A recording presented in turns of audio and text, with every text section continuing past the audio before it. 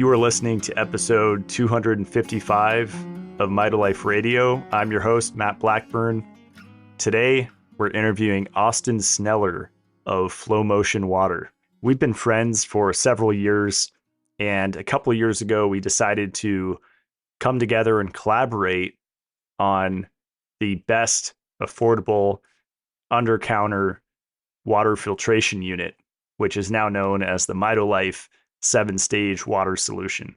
So in this show, Austin talks about where he started working on coffee machines and seeing all the nasty buildup inside of coffee machines using pretty much tap water. And then we get into the details and the nuance of water filtration. Austin defines what reverse osmosis means. I ask him what he thinks about Costco water filtration units. He shares his experience going to water filter trade shows. Of course, we talk about the Mitolife filter and what makes it different, why we chose OmniPure filters. And then we get into some friendly comparison with AquaTru and Ophora, two brands that I've seen getting very popular over the years. We also talk a little bit about Kangen, the multi-level marketing company. We talk about remineralizing water and why the Mitolife filter only adds magnesium. And then I ask him listener questions, including his thoughts on ewg.org tap water database. I was kind of surprised that he isn't a huge fan of it. What's his favorite water test website to use? How important is filtered shower water? What's the best home filtration system? Breakdown of different filtration systems for different budgets. What water does Austin drink in an airport or on a plane? What are his thoughts on adding minerals to water? What to do for high sulfur and well water? I ask him his thoughts on hydrogen infused water. We cover a lot of ground.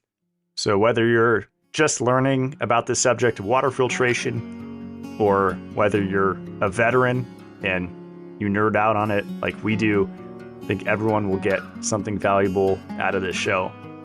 So enjoy. Here is Austin Sneller.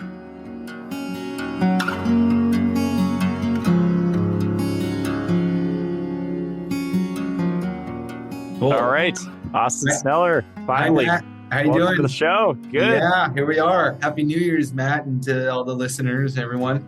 Happy New Year. Yeah, I'm excited to make this the first show of the year and talk about water. Me too. I like we had just said, I think it's a little overdue, and I think this is going to be a good one. I hope it'll, what do they say? Good vibes for the year. Hope it'll be a good one, kick off things. Yeah. Yeah. So a little jump in the gun, but for the listeners that aren't aware, Austin actually produces and builds our Mitolife filters. So I've been speaking with him over the last few years, and I've known Austin for longer than that. And we just decided to collaborate and build this filter from scratch, basically, as we'll talk about, and pick basically the highest quality components. And yeah, we just want to educate listeners that most water filtration companies don't pay that much attention to detail as far as, the filtration media, where the filtration media comes from. Definitely. Every little component and all that matters, right, Austin? Yeah, absolutely. You and I have gone through this, of course, you and I know, but we can go into how I started into it, but in the years that I've been in the industry, it's kind of an old industry. There's not been a lot of change, really, I'd say, in the last, 10 years. Some of the technologies have been around longer than that, and they're kind of regurgitated in different ways. But what we've seen, unfortunately, is these technologies are all the same, but it's just a race to the bottom. A lot of manufacturers gone away, of course, as we know, goes to China and other, countries and stuff. And what we've seen and we continue to see is less US made stuff, of course, but that that technology we're talking about. They're cheaper. How much less can I sell you and still charge you and think you're getting a value? And I think as you and I know, we're really trying to go against that and not just arbitrarily. There's a lot to be said and a lot of quality that can be brought back in this space. And it's interesting to see that shift. But I think more people, are waking up to that and want to feel confident and are happy to pay a little bit more for something a little higher quality. At least I am. And you and I, what we've been working on is just so much more quality focused versus trying to, get something done or something, and we'll go into that. But I think that's the big picture. You nailed it. Yeah. Yeah, and getting people excited about uh, get the quality of their water affecting the quality of their blood, and how that's directly linked, and that's like kind of the foundation of health. Right. But before we get into that, how did you first get into this industry and interested in water filtration? Yeah. Yeah. Good question. I've been asked this a few times, so I feel like my pitch is pretty good now. So we'll see if I can get it now for the listeners. So years ago, about maybe 7 or 8 years ago, I was, young guy looking into new careers and kind of figuring out what I wanted to do. And I've always been interested in coffee. Coffee's been, I like coffee a lot. And, we have people that have got me into it. And, well, I saw a job to be a coffee technician, and I was going around fixing coffee equipment. And, I've always been kind of a technical guy, and that kind of stuff interests me. And I think espresso machines are real cool. And so the job, as a young guy, I was like, oh, I get to drive around and in a truck and go fix cool coffee shops and cool equipment. And the whole thing just sounded exciting. But I had no experience doing it. But it was probably above me at the time. But I had emailed this guy and said, hey, I'm interested in hear back. And I emailed him again and I emailed him again. And he goes, hey, I respect your persistence. So then I got this job as a coffee tech. And before I knew it, I mean, I was thrown into this to learn about a little about, electrical, some plumbing and heating stuff. But then a big part of that job was actually I learned a little about water filters, and how water filters pertain to keeping the water clean for coffee. And as I was learning from a lot of my peers at the time, some of the skills, I found that the water filters in the market, those were a real second thought. Those were very slapped together stuff. The water in a lot of coffee shops was primarily the issue with the equipment. They'd have issues with their espresso machine and their coffee brewer. And I'd go open up these things and you wouldn't believe, the nastiest. You'd go, wow, what, it's because of the heat, it would precipitate out some of this hardness, and then it would just calcify the entire system. And then I was like, young guy, I'd never seen anything. It was just like, and then I have to go clean it though, and I'm like, oh, this is horrible, but it really opened my eye to that. And I went, wow, this is cool. It kind of became my niche-y thing where I got better at that type of equipment in that market. And from there, I went, okay, I think my next career move, I want to get deeper into the water treatment world. And I went to another company. I learned about components. I was doing some sales, and then little by little, I worked up, and one of the last things I did before I kind of went full time working, with Flow Motion and developing what we're doing. I was selling and kind of doing what we call process engineering, where we look into big treatment trains, is what we call, to get from a source of water towards a quality that we need for an application that would be used. So, we're talking about water used in, for pharmaceutical uses, or using it on, when I went to like a military base, they were using water treatment for, air, for cooling and things like that. So I really just my interest at the time was just trying to learn all the different facets and different applications. And I've just been intrigued. And so it started humble starts at coffee fixing. And then I went to missile bases. And then now we're doing drinking water systems. So yeah. And I think it's all, come full circle. And I think I've been able to pull, but go ahead. And misting systems too for a little bit, right? Yeah. So I did, we called it fogging. It was the water. We would be purifying the water to such an extent that we would force it through a pump into very small holes and force at a high pressure, and you'd create a fog, and that water would be really purified. If it weren't, you'd be kind of calcifying and blocking up those same pores that you'd be forcing the water through. And yeah, we did a lot of applications with that, and pretty interesting. Yeah, I know that well because at our greenhouse in California, it was getting to 100, 105 Fahrenheit inside with the Southern California heat. And so I just bought a basic misting system off Amazon or whatever. And they always include, or even Home Depot, they always include the little calcium inline filter. Yeah.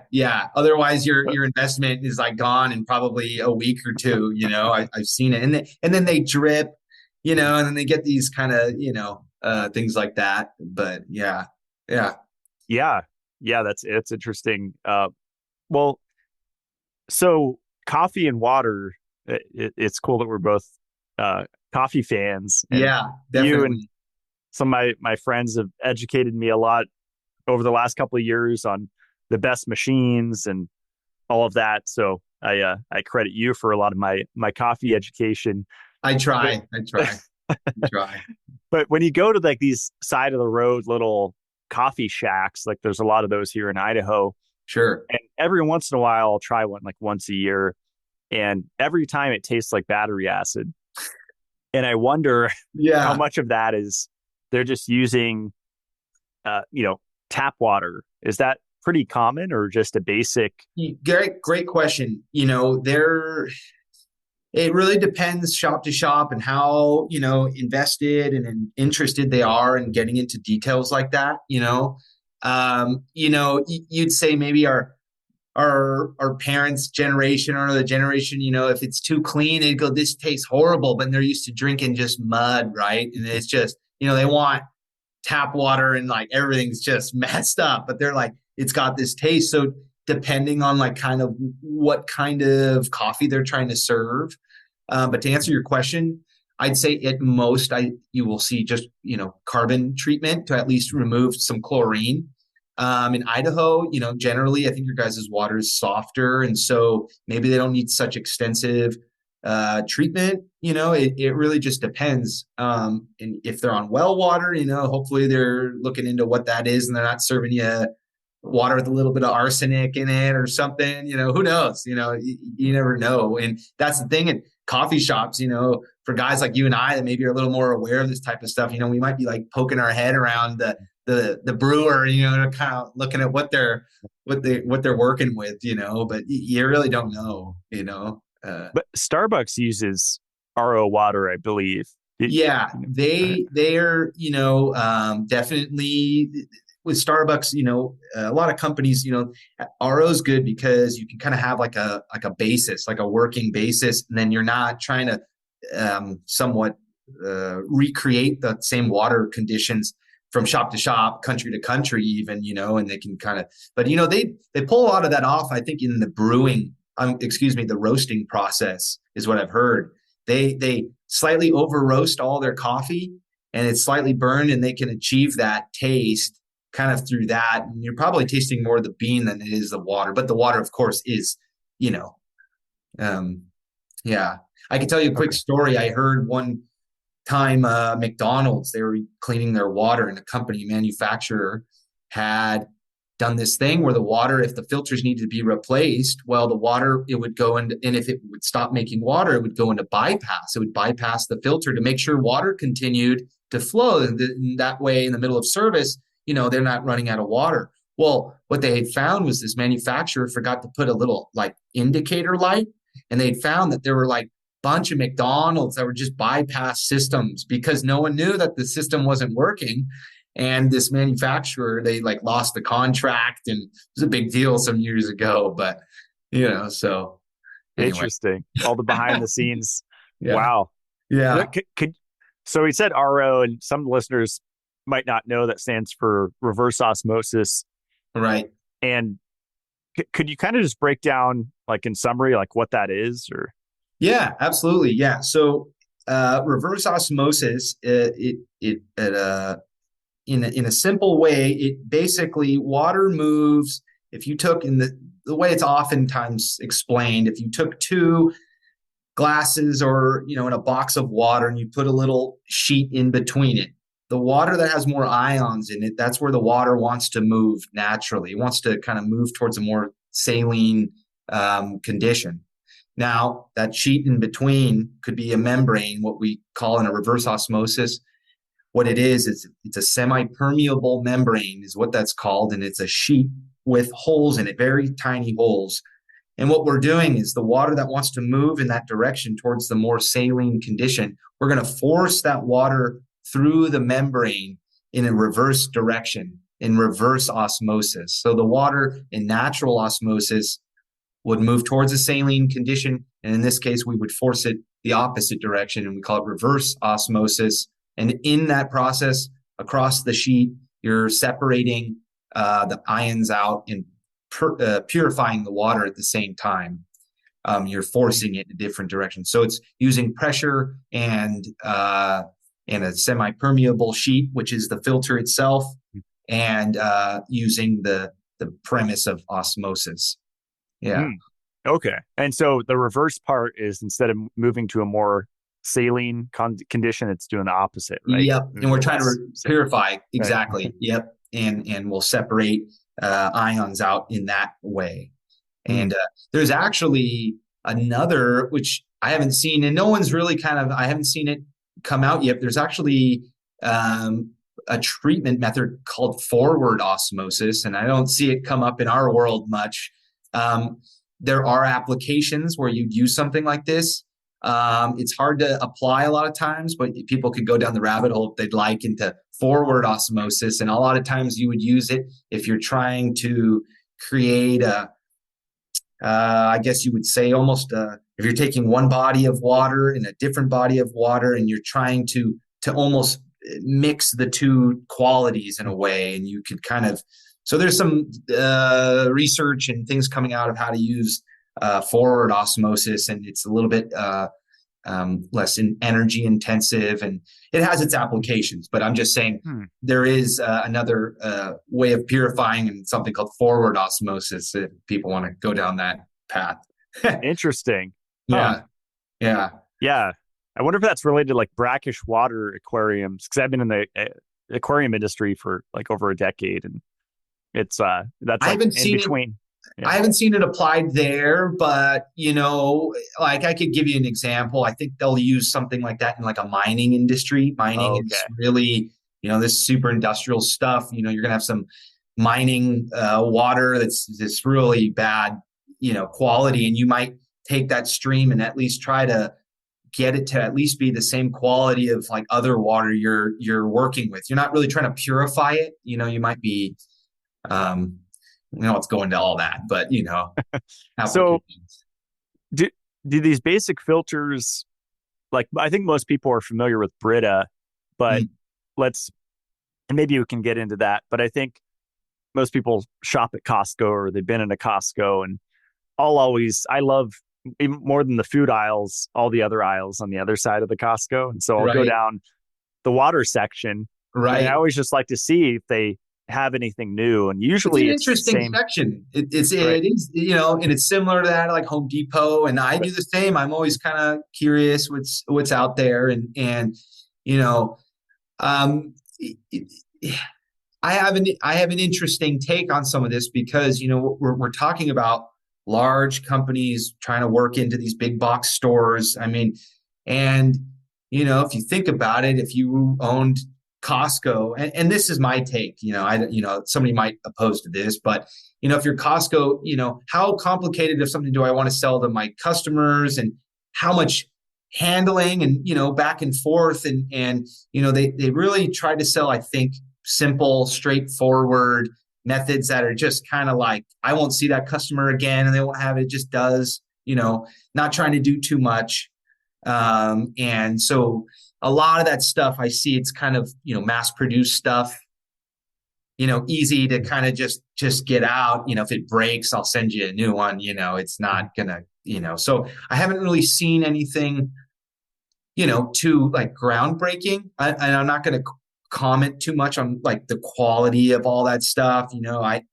But there's just different, I don't like that phrase, different strokes for, that's a stupid phrase, but it's, so it's just different type of consumer, and different type of, if you're trying to get something done, you could try them. And I mean, I'm sure some of them work to some extent, but I can't comment on all of them. But they are interesting products on that. Yeah. I think I went a little before Christmas, or no, it's their that's the only place I went Black Friday shopping, and it was actually pretty good. I got a new Ring security system. Oh, but nice. I think I remember it was on sale around $200 or $300. And I think it was the twist filters, because I think I've seen inline and twist cartridges there. Right. But they usually max out, or they always max out at either 3 or 4 stages. Right. And they never have reverse osmosis, right? That's a good question. You will see them some places, but they seem to not get into that too much, again, because it just seems like it might be a little overwhelming, maybe unless you're going to invest in that.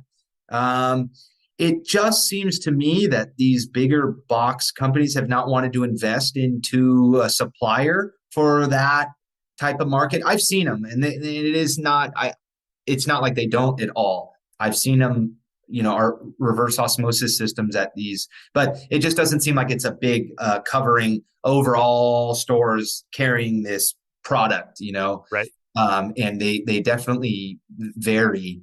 And kind of like you said, I think they try to focus on, maybe a 4-stage, something kind of straightforward, and it's really not going to be too much headache for the company to kind of carry that, because it works. They can make claims for what that treatment does. They're not saying it's doing more. It will do what they say it does, and it's easy to install. Maybe it's just kind of in and out, and you're not expecting more than what they said, and you're happy, and you spent $200 or whatever, and they're not making more claims than it can do, I'm sure. Right. Yeah. Yeah, it's interesting with the price point, because I think back, to myself, like back in, I don't know, let's just say 2010, 2011, I probably had this mindset to where $300 was a lot of money, like a whole lot of money. And I had to save up for a couple weeks. And then I think it was around 2012, I, using, unfortunately, PayPal credit, I bought a $2,000 system. And to me, $2,000 was like I was buying a house back then. It was like that kind of like minds, like that. Wow, this is a huge purchase. Sure. And I remember I started drinking it, and before then I'd been on. I'd gone everything Murky, RO, distilled. I was trying all these different filters, well water, spring water, driving, filling up 50-gallon carboys, and tried so many things. And then once I got this system, I was like, oh, wow, this $2,000 was worth it. And then I actually started getting more creative. I started my own business like several years later. My brain was working better. And looking back, like, it's kind of laughable, that $2,000, because I paid that off in a millisecond with a better functioning body and brain. Oh, yeah. And it was just getting over that hurdle of, wow, that's a lot of money to buy a water filter. But it's so funny now. Absolutely. And, somebody said, when we talk about our cell phones, we'll go spend $2,000 on a phone, right? But, when you think about it, though, you use it every day, and you're really paying it off every single time you're using it. Right? You're getting that return. And the same goes with water. It's, and you putting those dollar amounts, they are a lot, but if you're drinking water every day, it's getting you to drink more water every day. the peace of mind having, something that's clean and that you know what it is. And there's a lot to be said, about, paying a little bit more for that peace of mind, like you said. And maybe we could go into our product and kind of what we're trying to do that differentiates and where that extra money goes, and you and I have been working on that, but maybe you could kick that off. Yeah, it's great. I think we picked a crazy affordable price point, to say the least. And I think if someone were to take apart and dissect the Mitolife 7-stage filter, they would start to see, when they look at Absolutely. the quality of each component that we use, the John Guest fittings, Yeah, all the that. Well, I'll speak on well, that. So a little bit, and and I'll say, you came to me, and my experience, and I've been in the industry and all these things, and you said, Austin, hey, I really want to do a high quality unit. How do we do that? And when you and I first discussed it, it was like, oh, I can help you with that. I know where the right direction to go. I've seen all the companies. I know everyone. Let's dig into this. And funny enough, when you and I started it, I thought, we'll have this, but really the next part was, how do I put it all together? How do we do it? How do we get the highest quality stuff, put it into something that's going to work? How to make it, all those little other things that you and I have been working on. But what we've done is we're using components from manufacturers that, from an experienced, in the industry, these are respectable companies. And the one I like to shout out, what we use is, OmniPure, Idaho made filters, and they're USA made filters that, using components like this that are tried and true and I wish I had them with me, but one thing I'd like us to do at one time, and we'll show your viewers and your listeners, is, you pick up one of those filters in our system compared to anyone else's on the market. It's like you would use two hands for what we're using in just one of the 7 stages. And the other one you'd use as a shaker in a rock band. You'd be the back.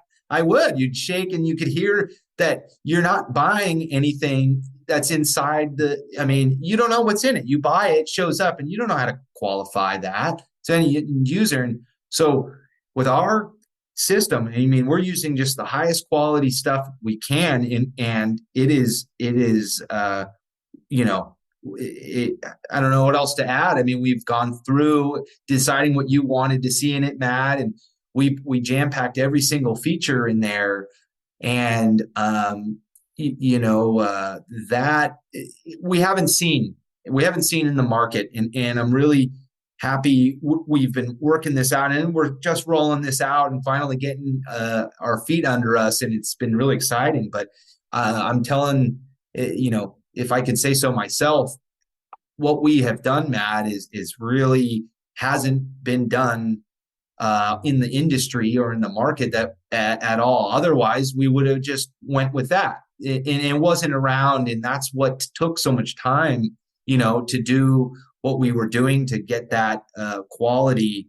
And one other addition I'll throw out is, in this unit we're doing now, the size of the filters, they're 14-inch filters. And I don't know if people realize that is so much more filtration capacity than a standard 10-inch. You're getting, 4 times the amount of media inside the cartridges, and the lifespan, and everything they're getting. So not only are we hitting a great price point, I believe, but the value you're getting out of that, where if anyone else, I think, was trying to sell what you have come out with, Matt, I think they'd be twice as much. I have no doubts.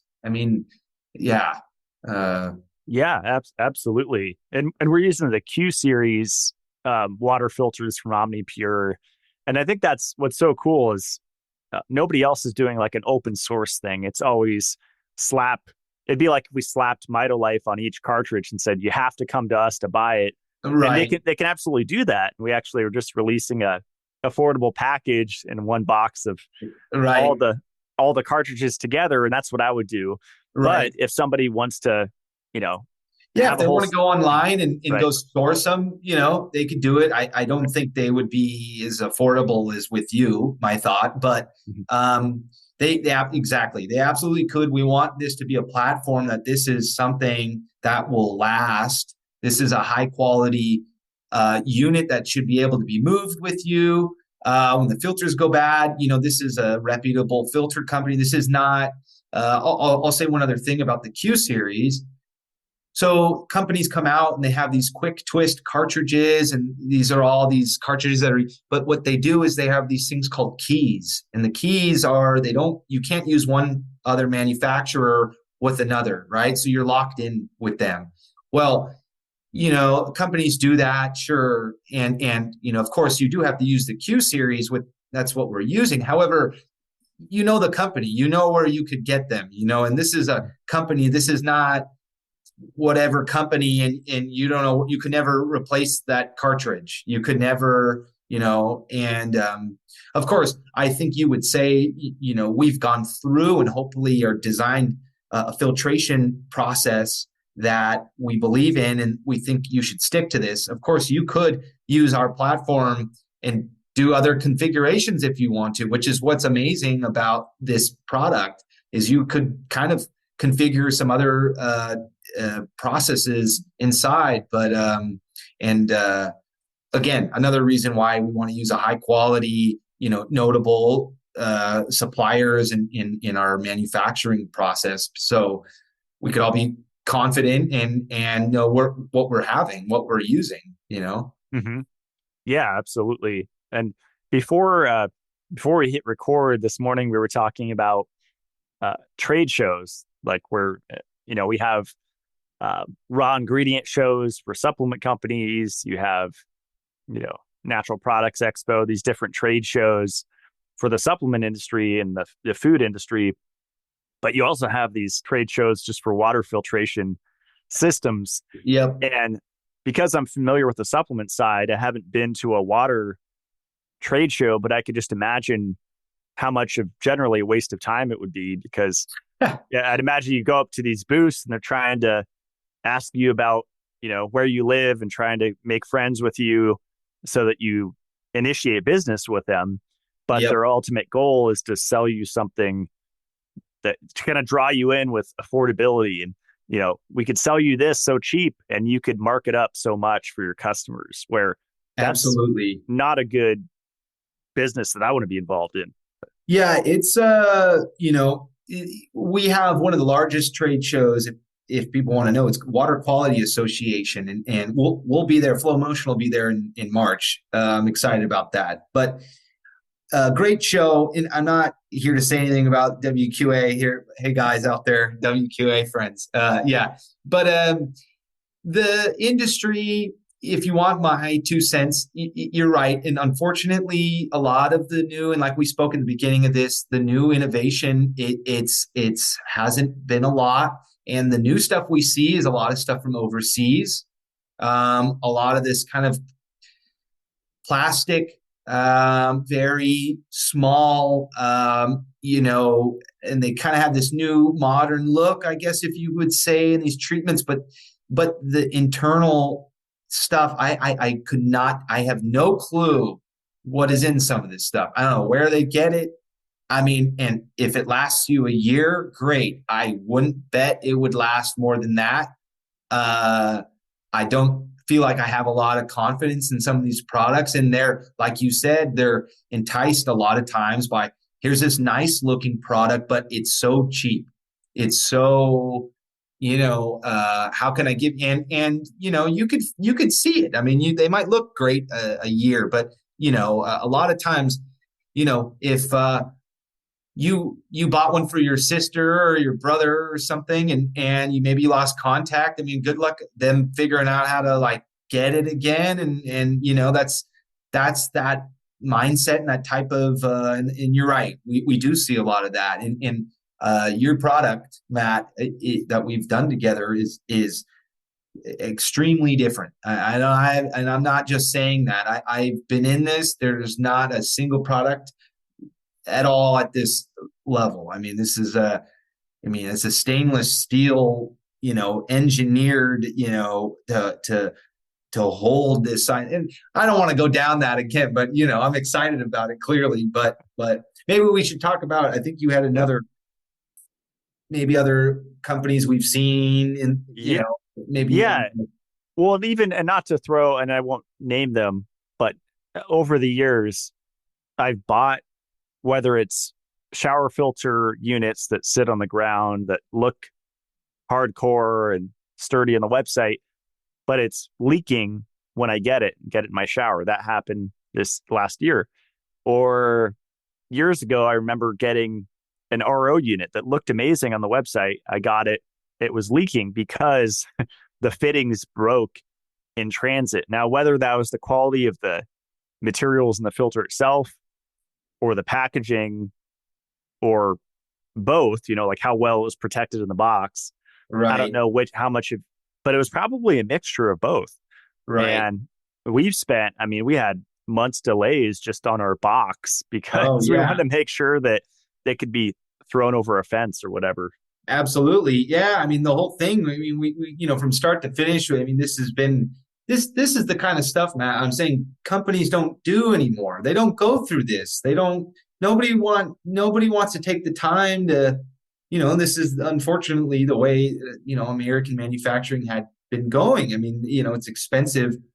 Things are hard to start up and to take the time to do a quality product is just, those are kind of the way things used to be, and hopefully they're coming back. And maybe you and I are starting it again, Matt. It's going to be you and I. We're the yeah. But and you're right.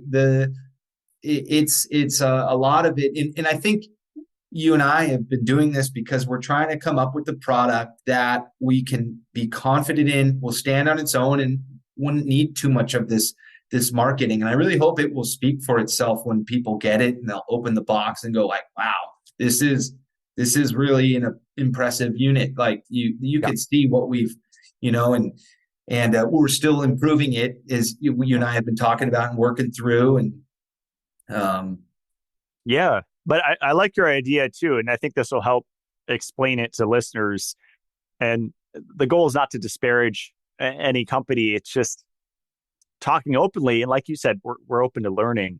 yeah, But two of the most popular brands I'm seeing, and I watch very closely the last couple of years, AquaTru and Ophora. So we'll talk about each one specifically as it relates to Mitolife and what we've done.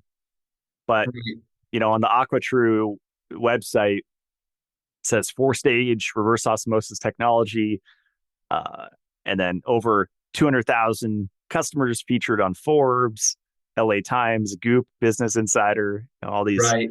uh, giving their street cred, and then effectively removes 83 contaminants, including PFAs, fluoride, chlorine, chloramines, and it goes down the list.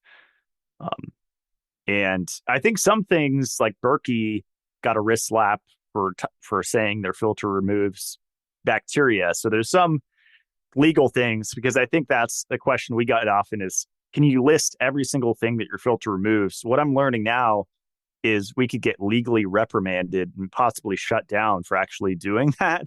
And Yeah, so I think there's yeah, go ahead. that's why you have those governing bodies like NSF, right? Right, That we're, right, we're working towards. We can tell our right. viewers we're Yep. working towards that. They would like you to lean on those types of governing type, you know, uh, bodies, to make those types of claims for you. And you brought up Berkey, and I think you're right. They got hit with something, and I don't know exactly what they were really claiming. If you see some people saying it's 99.9, and they leave that 1%, maybe they said 100%. Maybe that's what they said they could remove. And without getting too super technical, but of course, feed waters change, capacities change, and these are big statements you're making, and different types of water. You have different units that could keep up better than others, right? And our unit, it's got steps and stages in it that should keep up with it is the same process that you'll use in pharmaceutical water, and it will remove a lot of contaminants, and more so than any of these other ones you've mentioned, because they don't have two things. They don't have the stages we have. They don't have the size of the filters we have, so they'll last longer. And the media inside each one is just much better. This is real stuff, excuse me, and it's high quality stuff.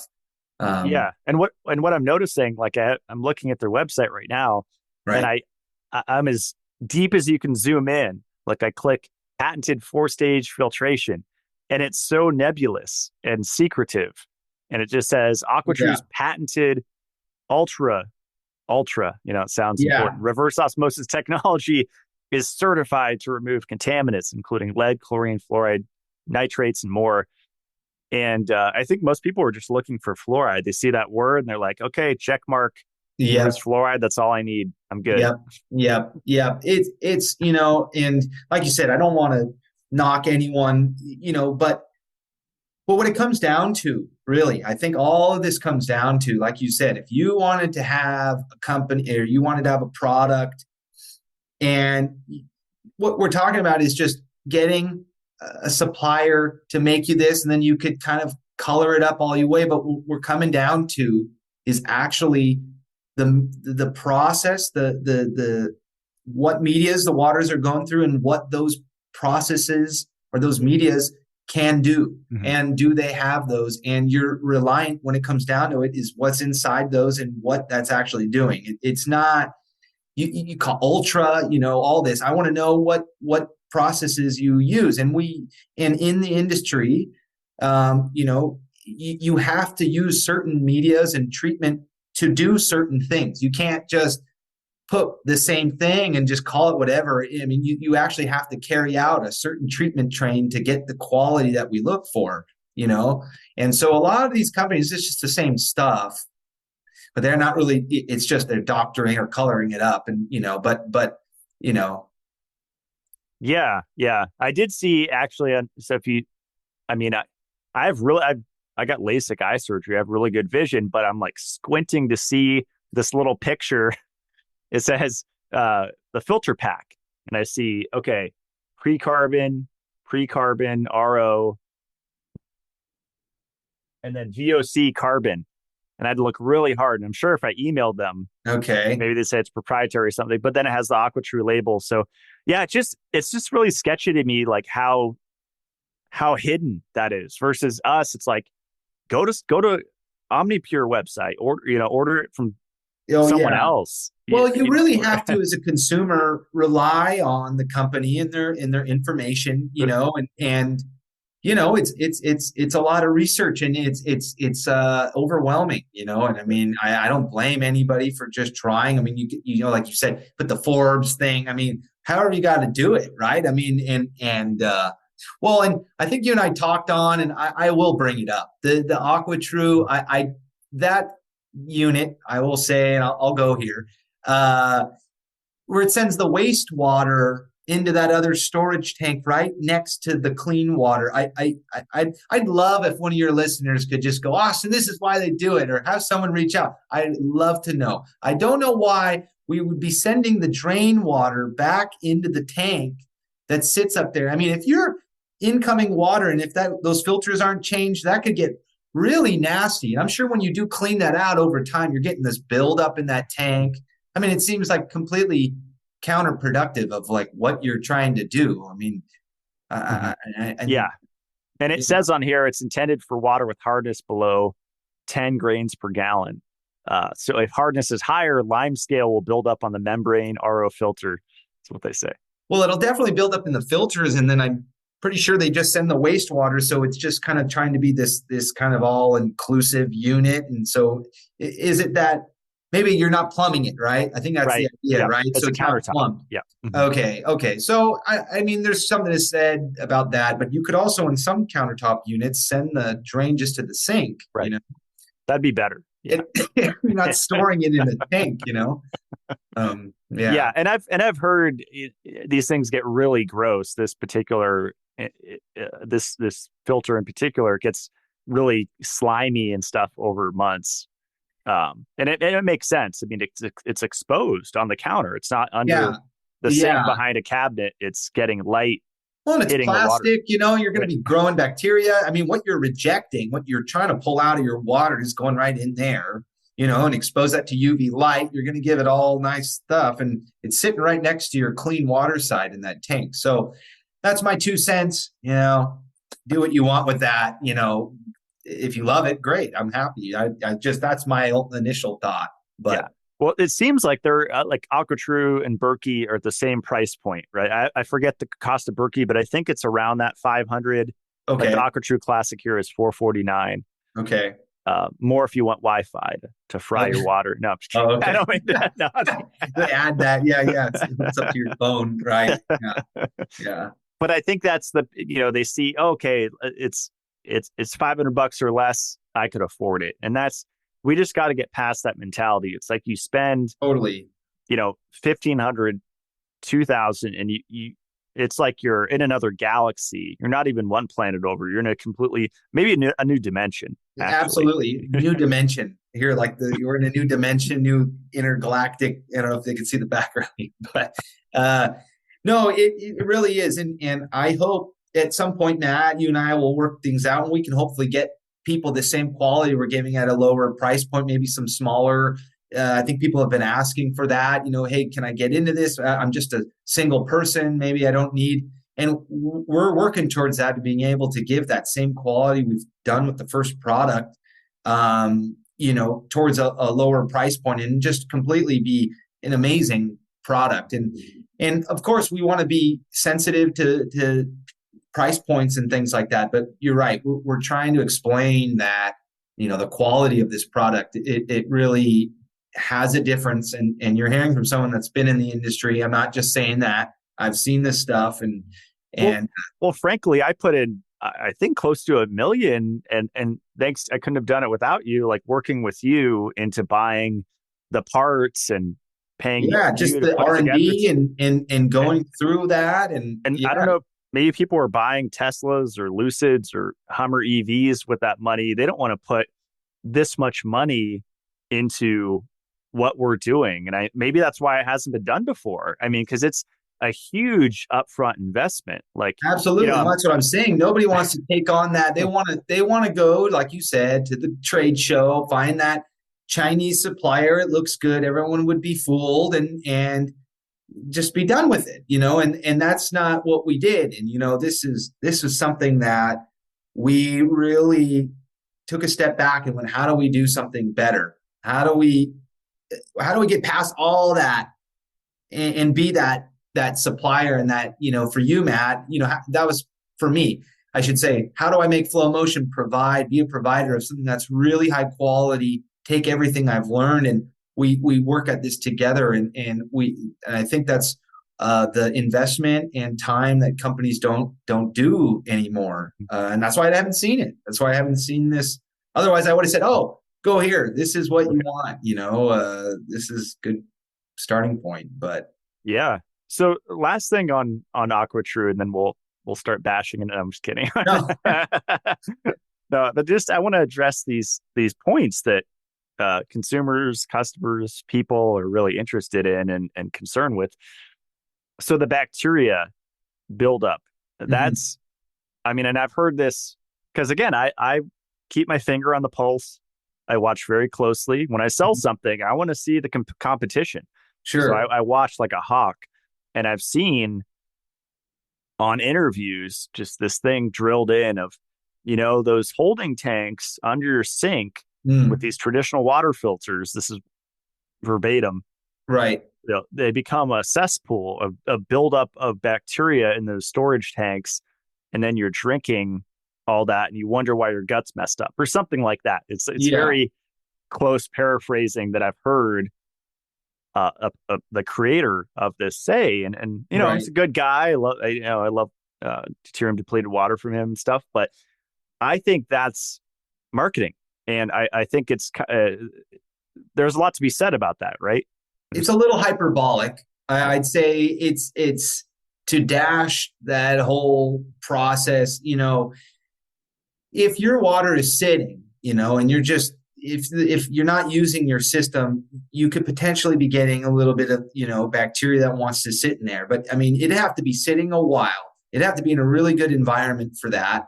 And and of course, like we said, water that goes through the reverse osmosis, the pore sizes of that sheet we talked about in the beginning is so small that it actually rejects bacteria. So, in somebody asked you, Matt, that you had said, somebody asked, what's the point of UV? Do we need a UV? And there's something to be said that actually in that process, you are rejecting bacteria. So the water that's going into the tank is very, very pure. There's no like bacteria. sterile. It's sterile. It's in, and if your water is sitting in there, if you are running it and you're keeping it moving, that won't be an issue. And if you go away for a while, you could potentially close the tank, close the water, shut off your water, drain your unit really good, and then go get fresh new water in there and rinse it real good, and there's kits you can get that you can clean the lines if you really want to go that extensive. But to say that there's so much bacteria and that we should be worried about this bacteria, I mean, I think that's extremely hyperbolic, and maybe it's good bacteria by that point. Maybe you want it too. So, and we are working on something to flush the system, but it's more for the other components, right? Just for like a couple year maintenance and stuff. It would work into the tank as well. Yeah, okay. yeah. And I didn't know if we would go into it. Yes, Mm-hmm. but the one we're coming up with, you would be able to run it through the whole system, rinse your whole line, and it'd be perfect right before filter changes, kind of clean all your lines in the tanks. So yes, we are aware, and we're doing this to make sure everyone's happy about it. And I mean, cleaning your lines is a great idea, but just to address whether how much bacteria you're getting, I think it's a lot to say that you're getting a ton of bacteria, but in the tank.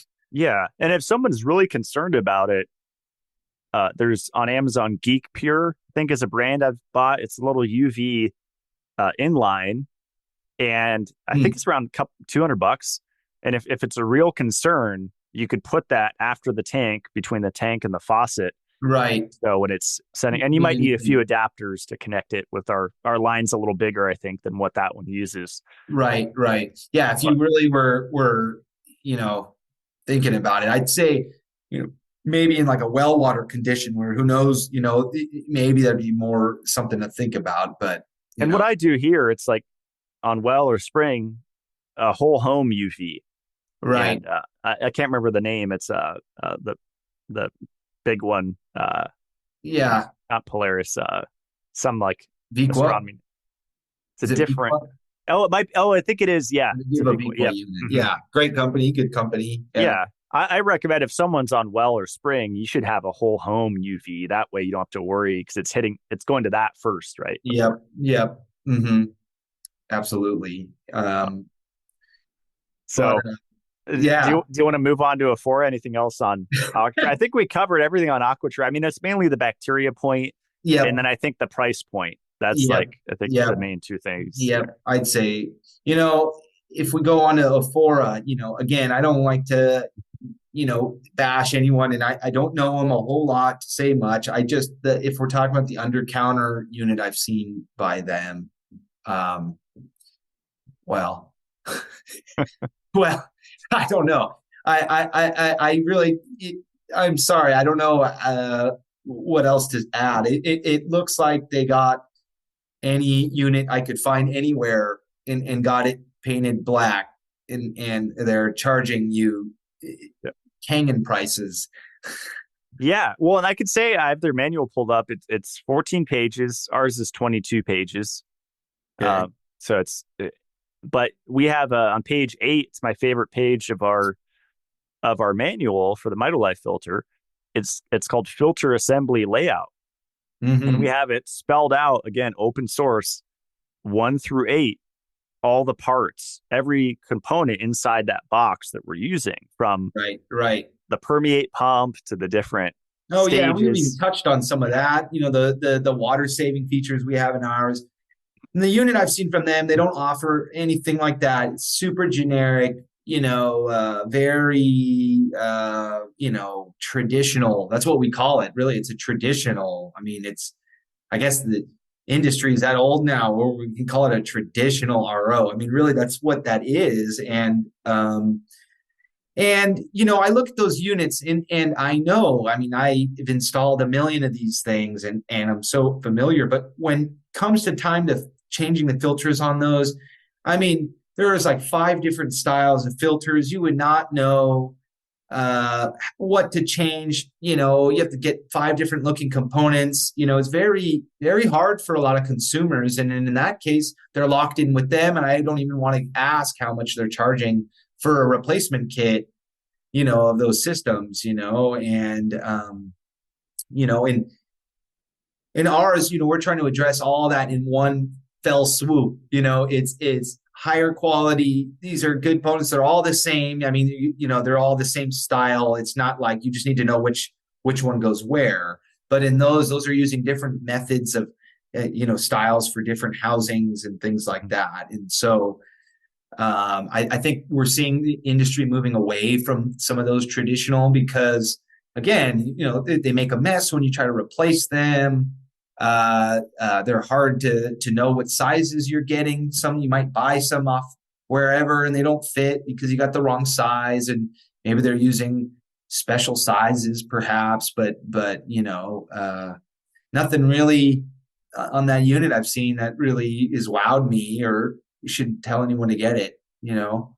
Yeah. I mean, this is the price. So ours right now, maybe it'll go up someday. Hopefully not. It's $1,600 before any discounts, of which we've Yeah. had a ton. And Right. theirs, I don't know if they've had discounts. I don't think so. It's 3,850. Wow. So Yeah. that's what, double just about what ours That's is. yeah. I just hard to comment. Just how much, love we've put into this, Matt. And you just go, wow, Matt, you know what? You shouldn't tell them your price. You should sell it for 5 grand. I think you should do it, man. Oh man. No, we're And just so kidding, guys. and No. so there's this, they say 14 levels of filtration. I don't know what those stages are. I probably have to listen to a 2 hour podcast to find You that say out. it's how many stages? 14 is what they say on the product page. Oh And man. but I think this, under the product details, what I find interesting are several things, and we'll go down the list here. Well, it says annual filter replacement. So once a year, supposedly, but what if I'm in intense Southern California, like I've lived in multiple times, Right. where the water's literally rusting out the pipes and I barely twist something and I crack Oh this yeah. brittle old decades old San Diego pipes. Right. Is that going to be an annual filter replacement? I'd guess it would be a 6 month filter You replacement. probably should be replacing at least the first few filters, at 6 months, at least those. If those, we call them pre-filters, if the pre-filters are fouled or they go bad, the rest of the unit takes a hit and then the whole thing just starts to just downhill. Yeah, you're definitely right. Depending where you were, a year change for all those might be excessive. And what I like is at page 17 of our manual, cartridge change schedule. I haven't seen this on the 2 other brands we just mentioned. Right. And we go through each stage, all 7, with average service life. So there's no guesswork. You don't have to, because I Right. think a lot of this is intimidating with buying a water filter. People don't, I think even before the price, that's the first mental hurdle to get over. They, there's a million questions. How often do I have to change the filters? We try to Right. take out so much of that anxiety with just Absolutely. information. Because people want to be, what's the term? People want to be when they invest in something, they want to take care of that investment, and they want to know that and if they're explaining it, they want to have a little knowledge that comes with them, and then they don't want to feel like they're just abusing this thing that they just bought, right? And so they want that knowledge, and you're right, it's intimidating because you got all these dates and all these, what does this do, and what do I need, and yeah, Yeah, and risk of leaks. I mean, that's yeah, one of the major things I like about our filter, and a few other brands have it. I think the AquaTru's twist on it looks like it on their website, mm-hmm. whereas Ophora's inline, it's called. So it's the difference between I think for before listeners, half of it is inline, and the other ones use maybe the traditional sump right? type where you drop them in and Right. just off. Okay. Yep. Excuse me. Yeah, Yeah. because ours, and from the beginning we have quick bulkhead fittings, what we call. So the lines, it's really easy to install. The lines just they mark right on there. Feed, tank, drain, pure. All the lines super easy to install. They run right in. But And less points of failure, right? Is what I'm kind of getting at, because absolutely, I'm looking at the picture of the Ophora and whatever inline filter, the more connections and turns and all yeah. these. They're using those lines and those quick connect fittings. If they're not high quality fittings, they're prone to cracking or breaking, and on some of them where they're on the inlet side, and this happens with any of them. It could happen even on our bulkheads. But the first one, if it's exposed to some chlorine, you can kind of start to degrade the O-ring inside on the first one. That's why it's important to have a high quality fittings on some of them, because some are, they're comes down to degrading some of those plastics and things like that. Hmm, Yeah. okay. Yeah, and they have UV light sterilization. So we're back to the bacteria thing again. Okay. And it's funny because the rest of the health community, maybe they're just on findaspring.com and they're not using filters, and it's a different, customer base or whatever. Right. But there's like a whole group of people that are like licking the soil and eating dirt. And then there's this other group. It's like, we got a UV all Yeah. our water if it's stored. Right, right. Yeah. No, obviously different bacteria sources, it just depends on where you're getting your bacteria, I guess. So, whether or not I'm not trying to get my bacteria from my water, I think is maybe, maybe it's best to go lick some rocks and then get a UV on your filter. I don't know. But, yeah, UVs are great. And again, that's something we potentially could be adding to ours. If somebody wanted it, we could have a space on it if it's something somebody wants.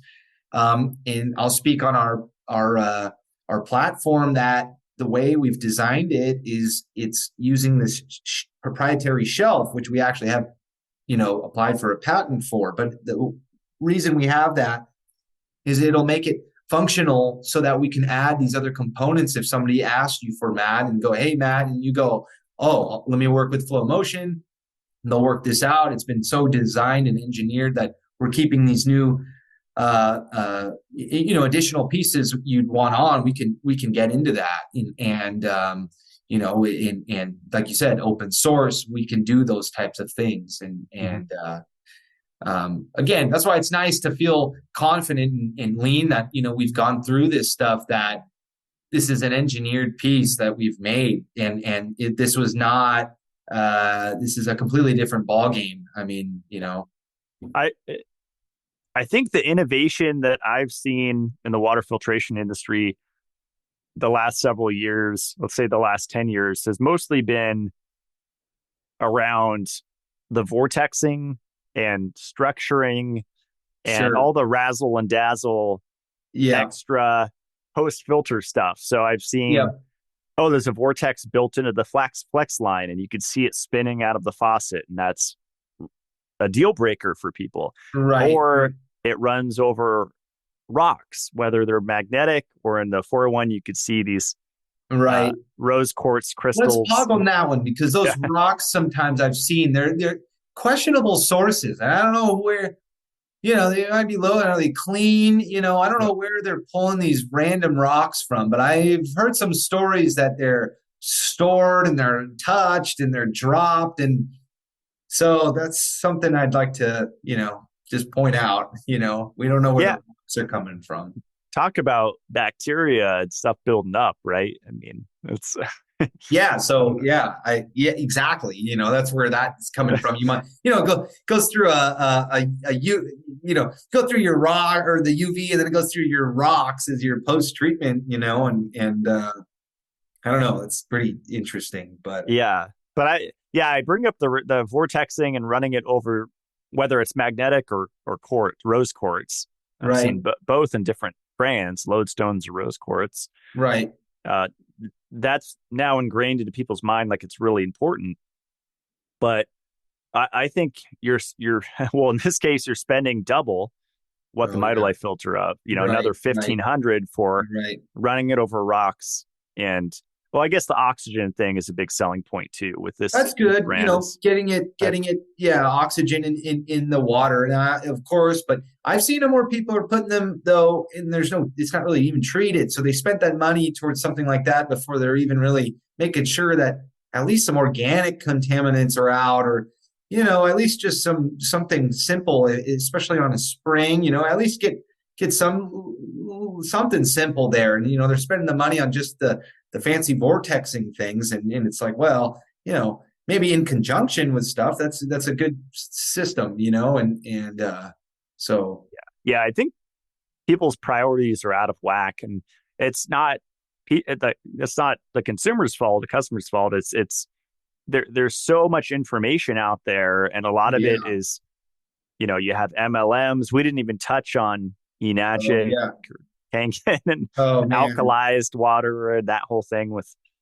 yeah, we could get into that. I mean, those are, well, they've been around now, which is interesting because when I even started this, they were a whole thing. And I think they've done really well in the last 10 years. They got, because this whole, like you said, the consumer mindset's changed, and people don't know. And one thing I had to go do some homework was like, I don't even know if the thing removes chlorine. I was like, I think you need to go invest in a pre-filter. And I've seen people now, you go spend, I believe it's about 5 or 6 grand or something that these enagic units are, these ionizers, and they look ugly. I'm sorry. They're just the ugliest looking thing I've ever seen. Anyway, they'll spend that kind of money. And then, I'm asking these questions, and I'm seeing they're starting to sell pre-filters for these units, and it's completely ridiculous. And I did find, I think on one of them they do have this tiny little pre-filter in it, but and I'll tell people, those are what everyone, I like the term I've heard, they're acid free tap water. I mean, they're really not doing a lot of treatment at all. They're basically just taking the negative ions in the water and they're throwing that down the drain, and you're left with the positive ions, which are giving you an alkaline water. And so it's, in some ways you could say it's kind of more conditioning your water. It's changing what's in it versus treating it Mhm. and removing. And, in our case, what our unit does is it completely cleans the water. It extremely clean RO into 2 deionization cartridges, where we're working from such a clean standpoint. It's pharmaceutical grade, really. Mhm. And then we remineralize the water, so we know everything's clean. With those other ones, you're not really doing any of that. You're just kind of separating the ions out, and you're putting some down the drain, but you're not doing much treatment to the water. Mhm. And so it's funny to bring up just the needing a pre-filter, because those are really what's doing most of the treatment, and Yeah. that's why you would do that, and Yeah. I think a lot of it is the quote business opportunity and, oh, right, own your right, own business, multi-level marketing. And yeah, right, it's unfortunate because, yeah, on my Matt Blackburn site, I'm an affiliate for tons of companies and they're not MLMs.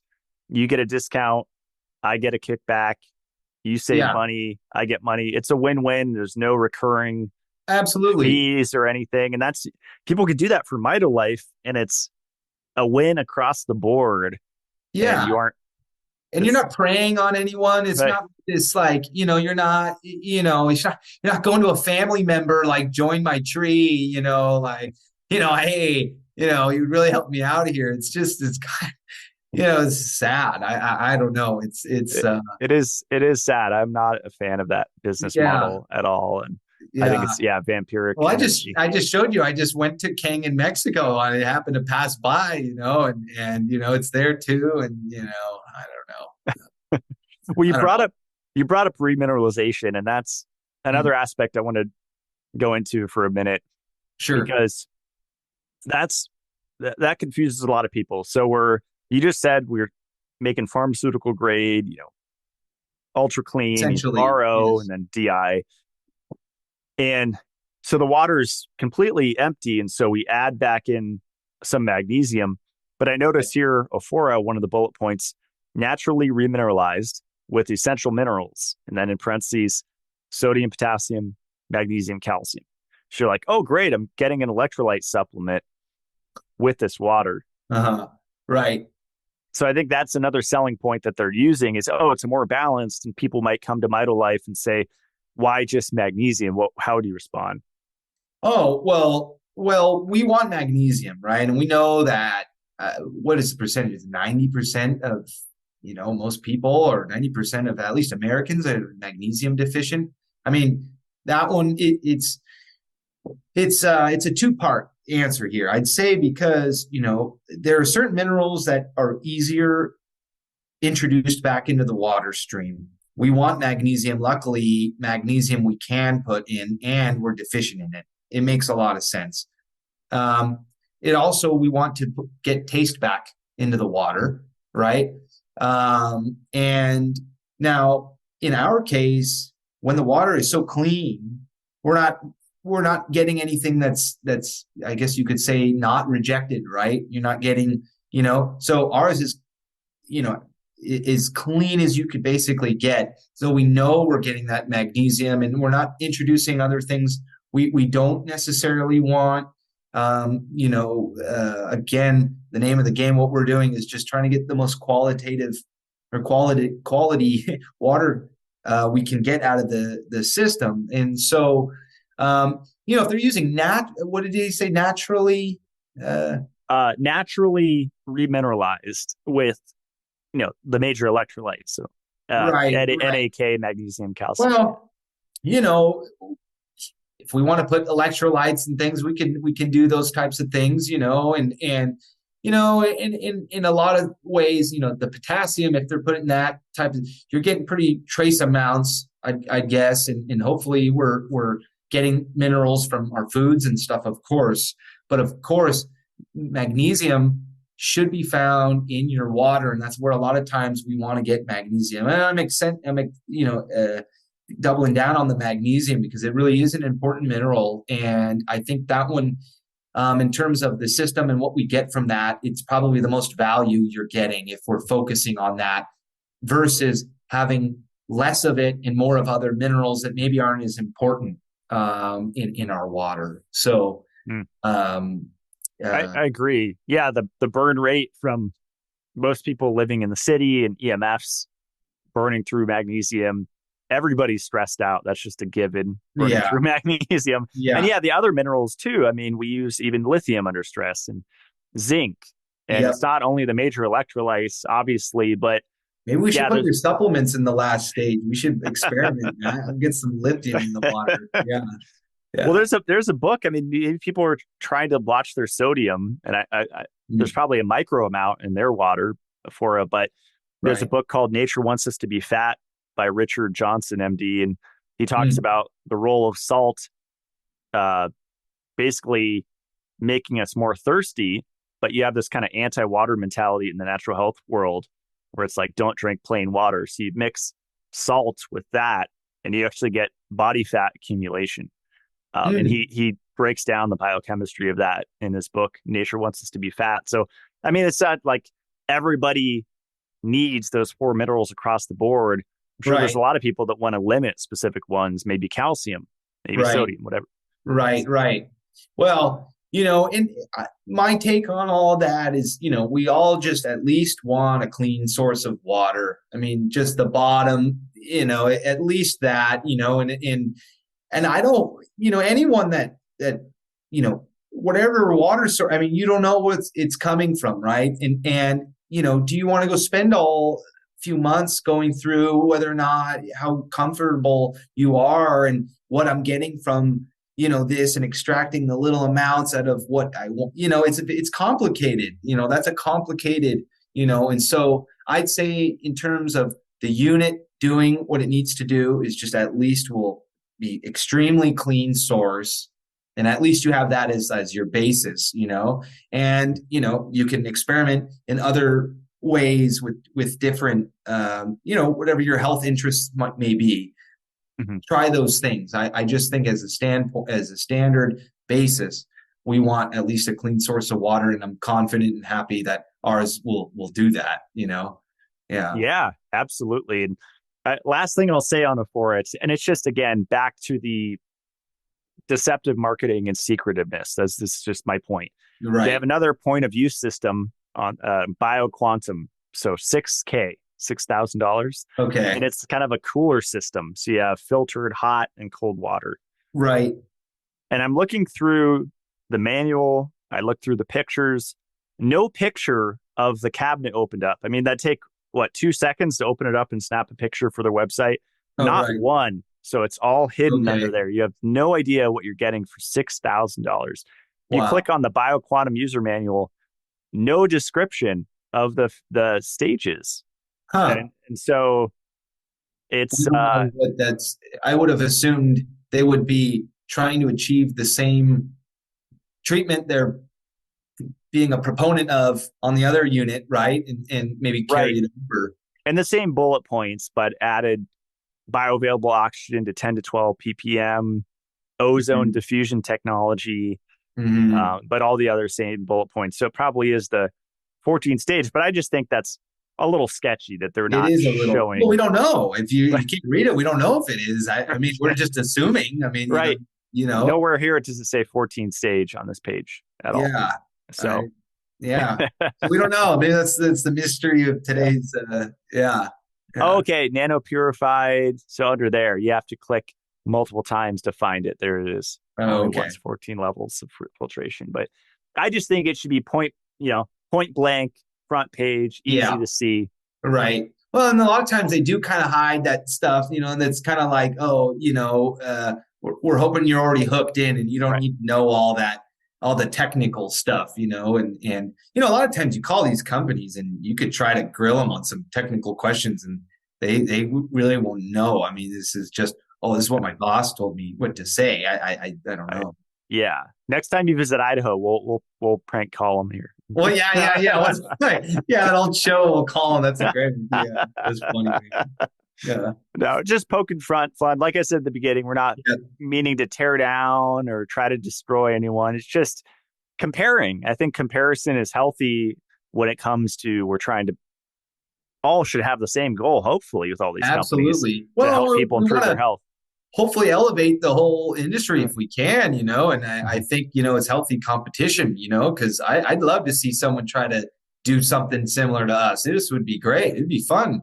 I'm looking forward to it at one point, because we're really standing on that. We are attempting to produce the highest quality system we could come up with, and we've done that R&D, and I'm excited to be that confident in it. Yeah. I think, you could see it with each. I think we're on V3 now, but it's all cosmetic stuff. I mean, the quality has always been awesome. Absolutely. But I think with the recent version, which I don't have yet, it's completely flat on the top, right? So there's no screws and there's so we found, we created the unit to be structurally sound. It's extremely strong. It's because the 7 stages in their large filters, it's a heavy, this is a high quality appliance in a way, right? We've created an appliance, a small appliance, really. And so we found, figuring things out with shipping and stuff and how to usability. So now we've kind of improved and go, okay, how do we improve this even more? And the next one, we'll have fewer screws to use to change the filters, and yeah, pretty exciting, and constantly improving our product, and getting feedback from, everyone seems real happy with what they have so far. But we heard some people say, hey, maybe we can improve getting access to the filters and things like that. And so I'm excited to say we're there now, and yeah, it's great. Yeah. Yeah, I think I already have locked in a couple places locally here in town where I'm going to basically donate a filter to kind of get it out there in the world. Because I think more of these filters that are out in the field and people can get their hands on it and taste it and see it. Yep. That's where, it's like a new car coming out. You see them on the road, you're like, oh, now it's real, it's Yeah. cool. Yeah. But we're working on it. Yeah, absolutely. Absolutely. Do we have time for any of your Yeah, the Q&A. the Q&A part? Okay. Yeah. Yeah, I saw Yeah. some of these. Some looked interesting. Yeah. Yeah. This is a good one to kick off. So, not much context here, but ewg.org tap water. And maybe he meant to add database on there. And I've referenced that multiple times on the show. And when Yeah. I've moved out of state multiple times, I always plug in the zip code, click on the exact county, and then it'll break down all the contaminants that are. Yeah, I would say Yeah. that I like the EWG too. I've used it, in some flow motion, pieces of literature, give people a starting point. The only 2 cents I would add is it's very general. It says, X municipality where you maybe get your water. We have found that they have exceeded this value of a contaminant. This is, and of course, water is always changing. It streams change, treatment changes. So it's kind of not a one and done. I mean, it's a very like, oh, this has happened and it might be prevalent in the water, but I wouldn't stop there and say that this is comprehensive and conclusive. So it's a good starting point to kind of see. You might be able to look at a few different like cities or whatever, maybe do a comparison and see like, oh, this place has really got some red marks, right? And then this one's like because I think most of them, I've looked pretty thoroughly in that site, and it looks like everyone's like, exceeded, right? But in what quantities and what amounts? So my point with that is it's a great source, it's a great site, gives you some idea. But if you're really concerned, go ahead and get a water sample or a water test, and it might not reflect what EWG has posted on that municipality. Is there a website that you like to go to for sending in a water sample or? Yes, we use, we're a partner, Flow Motion is, with National Testing Laboratories. I think NTL is a great company. I will add, and if they're listening, their lead times are a little wild. So you might be waiting for a bit, but they're comprehensive, easy to get in contact with. National Testing Laboratories, good source. Yeah. Awesome. Did they measure the deuterium content in water? I don't know. You could ask them. Yeah, my friend Ed there, he's a good guy to ask. I think he might add a few weeks to your lead time. I don't know. That's a great question. Yeah. This is a good one. How important is shower water? And I guess filtered shower water, what they're asking. Well, you're asking a filter manufacturer. It's so important. No. I think it's important. What, your skin's your largest organ. I'd say it's great to be conscious of it. I don't like to do any scared stuff. But if you can, at least, I think nobody likes the smell or taste of chlorine. At least if you could do that. I like talking about shower filters, and you and I were just speaking about these, the other day, but unfortunately, those small shower filters people use, I think they're kind of like the Brita, where they're kind of giving this kind of false sense of like comfort. And then it's like a year later and they've not thought about it. And it's like, that thing's not doing anything, So, it's hard to squeeze in a lot of treatment into those little shower filters. And, probably should be buying a pack of 10 and changing them every other month. Or But a one and done if you're traveling, right? Yeah. right. One and done, So, but to answer his question, I do think it's important to be mindful of it if you can do something about it. I understand it's not always easy. I will say there is a kind of a cool little hack I've seen where you can get kind of one of those standard little sumps you've seen, kind of that looks, on those standard old traditional ones, and get little fittings, and you can do an adapter piece and kind of use a little larger capacity filter. Doesn't look as pretty, but that's not a big deal.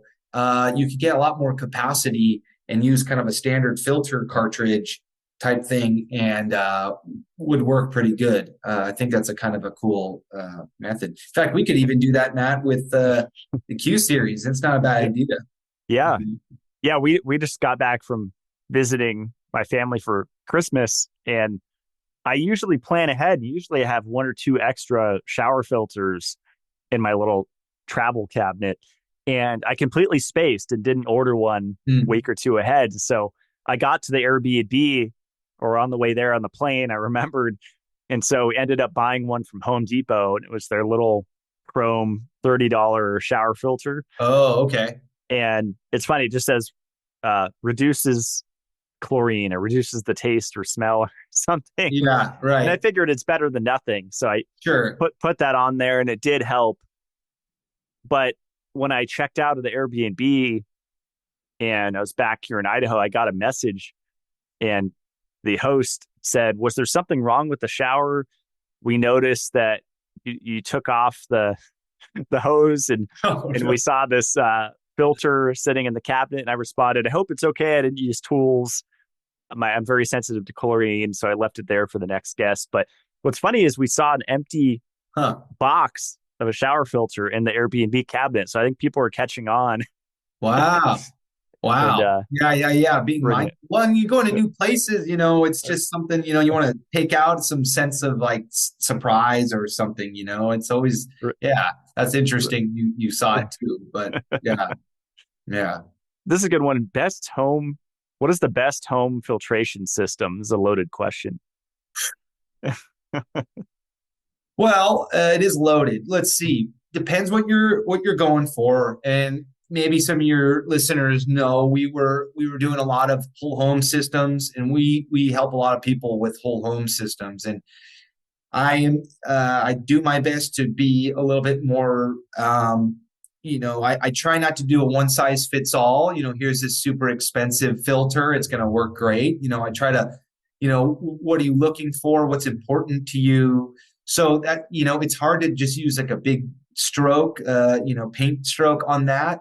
I think high quality, best whole home systems is one that meets all your concerns with water. If you are not concerned with certain things, then you maybe don't need to get such an extensive unit. Now, if you are concerned with high levels of fluoride in your water and you don't want that for the whole home, you do have to kind of invest in a little bit more for treatment. Fluoride's kind of hard to remove, and things like that. So I'm kind of giving a nuanced, I haven't seen some amazing ones, but again, a lot of people do softening. Softening works good if hardness is a concern. Chlorine, I like the big 3-stage sumps. Sometimes those are easy and accessible, and cost effective.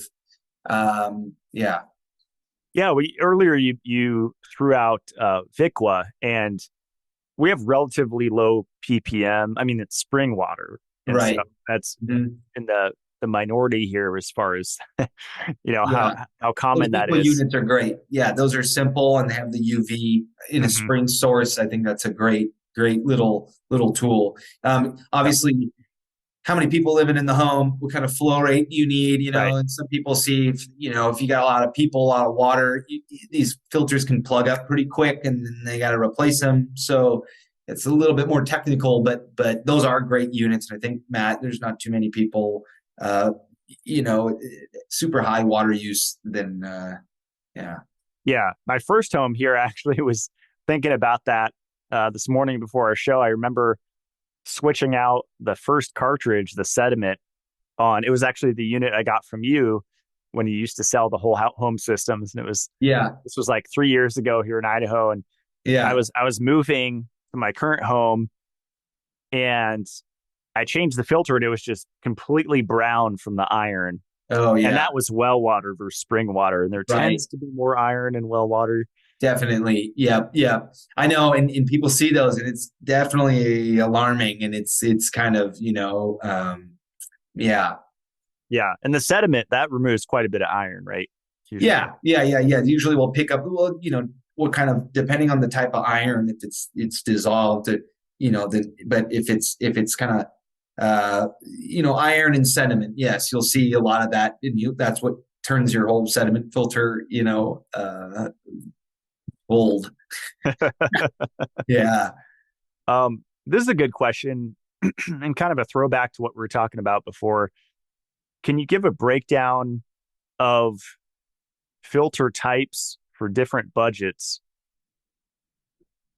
Then that's a tricky one. I guess that's back to the cost. And I know what I've been telling people for years is don't invest in a $500 system like we talked about.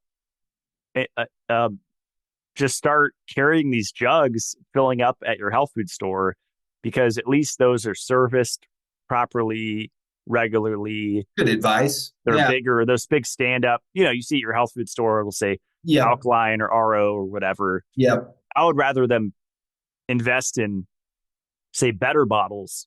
When I was hardcore, is better bottles. There's safer than glass carboys for brewing beer because you won't slip in shrapnel and almost die like I did. But they're Oh. like a better quality plastic for brewing beer.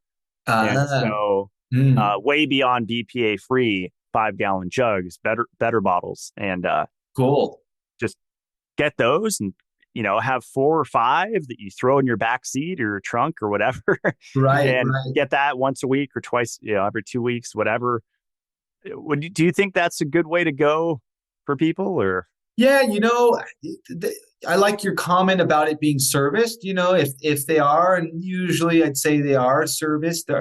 Then if they do have good treatment at those systems, if they have an extensive treatment, then yeah, I think that could be a good way to go versus like you're saying, maybe some kind of low budget, unknown, but of course you're talking about that act of jugs and all that. I mean, there is something to be said about having to do that, but those could be good systems to fill up from. Um, uh, just get a Mitolife unit. I would just do that. Yeah, I would.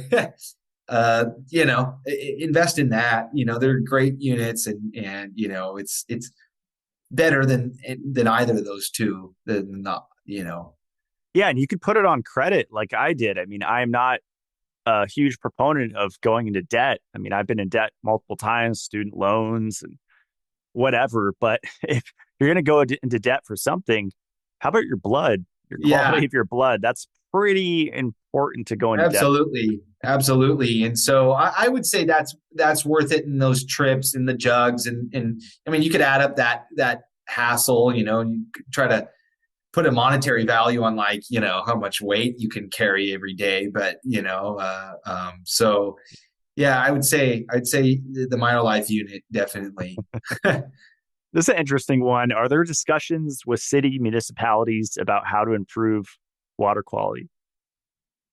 um, what was the first part of that? Are there discussions? Yeah, I guess at like City Hall or something. I don't Right. know. Yeah. No, okay. Yeah, that is a good question. So, from what I know, and we discussed this, they have maximum contaminant levels, as we know, right? That cities allow, and they go through this. Now, there is kind of a back and forth between the municipalities that treat the water in those maximum contaminant levels. Now, I believe in just speaking for California, I believe, and maybe it's the EPA, I believe there's only a little more than 90 contaminants that we monitor. However, we know that there's perhaps thousands of types of contaminants that could be, but we really only monitor around 90 plus of those. Now, without getting into the weeds of all these numbers and things, there is kind of a back and forth between us changing those maximum contaminant levels, and if we try to drop them, because people ask me, they go, why isn't all this just zero? Why are we allowing? Why is there any of this amount? What the heck are we talking? Pharmaceutical runoff. I mean, there's like there's things that they let through, right? And they're like, oh, it won't. Anyway, because what happens is when you're changing those values, and these are small amounts, but when you're talking about in millions of gallons per day that these municipalities are treating, to bring that level down at that volume of water is an extensive investment. So there's kind of this back and forth of, hey, we want cleaner water, but then who's going to foot the bill for that type of treatment? And what we find is just this kind of awkward balance of what we're okay with, that it just kind of slides by. And so there is discussion about how do we bring these down, but there's lobbyists and budget people that it's a much more complicated scenario, and the discussions happen, and just like a lot of things, things don't make sense, and people get lobbied, and that's just how it goes. Yep. Here's a fun one. What water do you drink in an airport or on a plane? Oof. Well, unfortunately, sometimes we all have to take the hit, and if you're thirsty, you're thirsty. Excuse me. I definitely try to bring at least glass bottles with me and have my own source of water. I use our unit, Matt. I have our Mitolife. I fill up before I head out and bring it in, a glass bottle or one of my hydro flasks or something. They let you through TSA with that? Or? Oh yeah. Oh, I see. Before that, yeah, I'm huffing it down. Okay. Yeah, definitely not. But yeah, when I'm through, I mean, if I got to go buy it personally, I guess I'll buy a bottle of smart water if I have to. I'm not drinking from the fountains there. I got to do what you got to do. Yeah, I always look for the Icelandic. I find I don't. Icelandic's amazing. I like Icelandic, and what's the Mountain Valley's great. Mm-hmm. Because most of the waters have like magnesium sulfate, or there's different laxatives. And whenever I mix that with snacks, it's like my stomach's gurgling. I don't get that at all with Icelandic. It's like feels like a digestive aid. Yeah, interesting. Icelandic water's amazing. Yeah.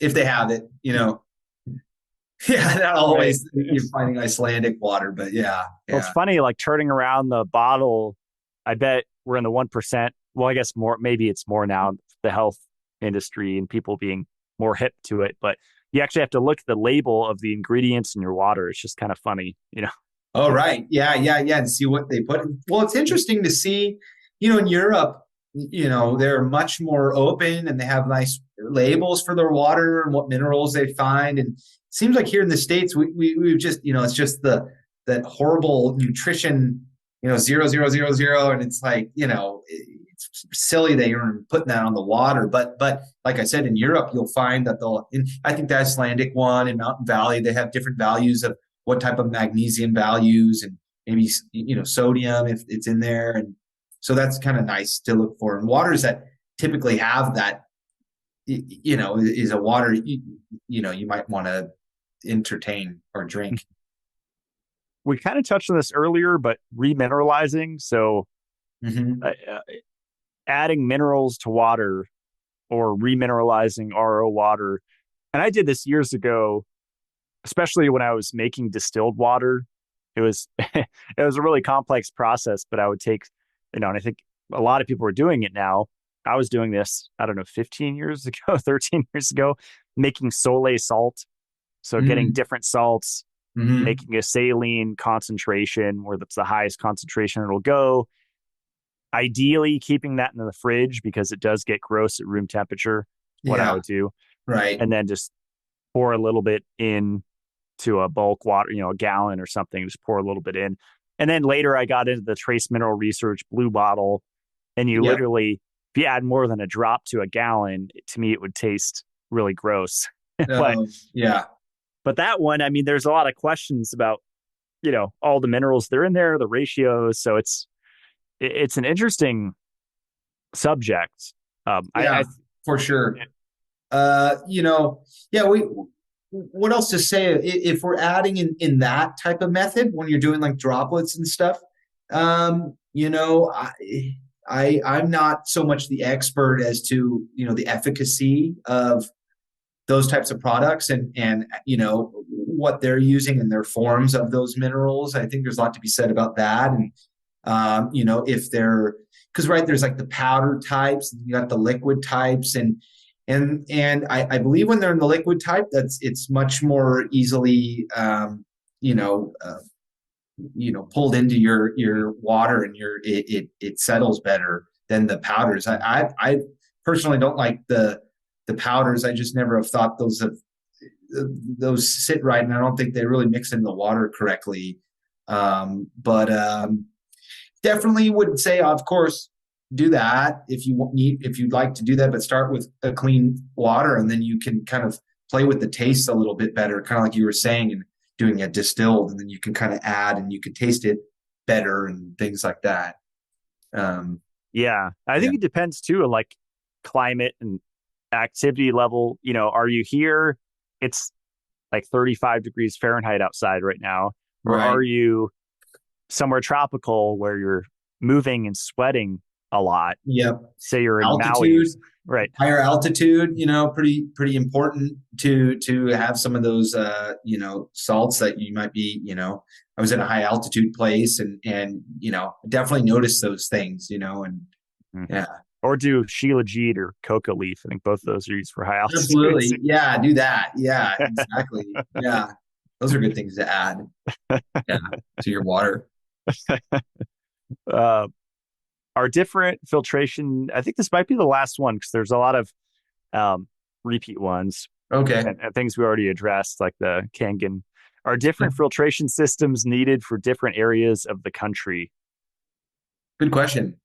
Yeah. I would, well, or media? Probably, right? It's more. yeah, I'd say yes. So absolutely. Now there are some treatments, RO, reverse osmosis is great because it really does cover a lot of bases. It can clean the water, and so you can do different methods of different feed water sources.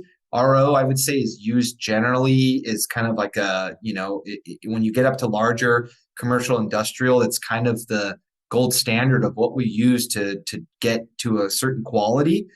Now, if you were trying to treat water and not be up to a reverse osmosis, if it's maybe too, I don't know, complicated or a technical, you would want to look into different ion exchange. Ion exchange is kind of the next, well, it's been around for a long time, but we use different ion exchange systems. An ion exchange system would be like a softener. That's a standard, a typical one we've heard of, and I can go into that. Ion exchange is using specialty resin, and the resin is charged. It has a certain polarity that's charged, and when water runs over it, specialty resins are used to focus on certain contaminants based on how the resins are charged, and they pull out certain contaminants in the water in different ions.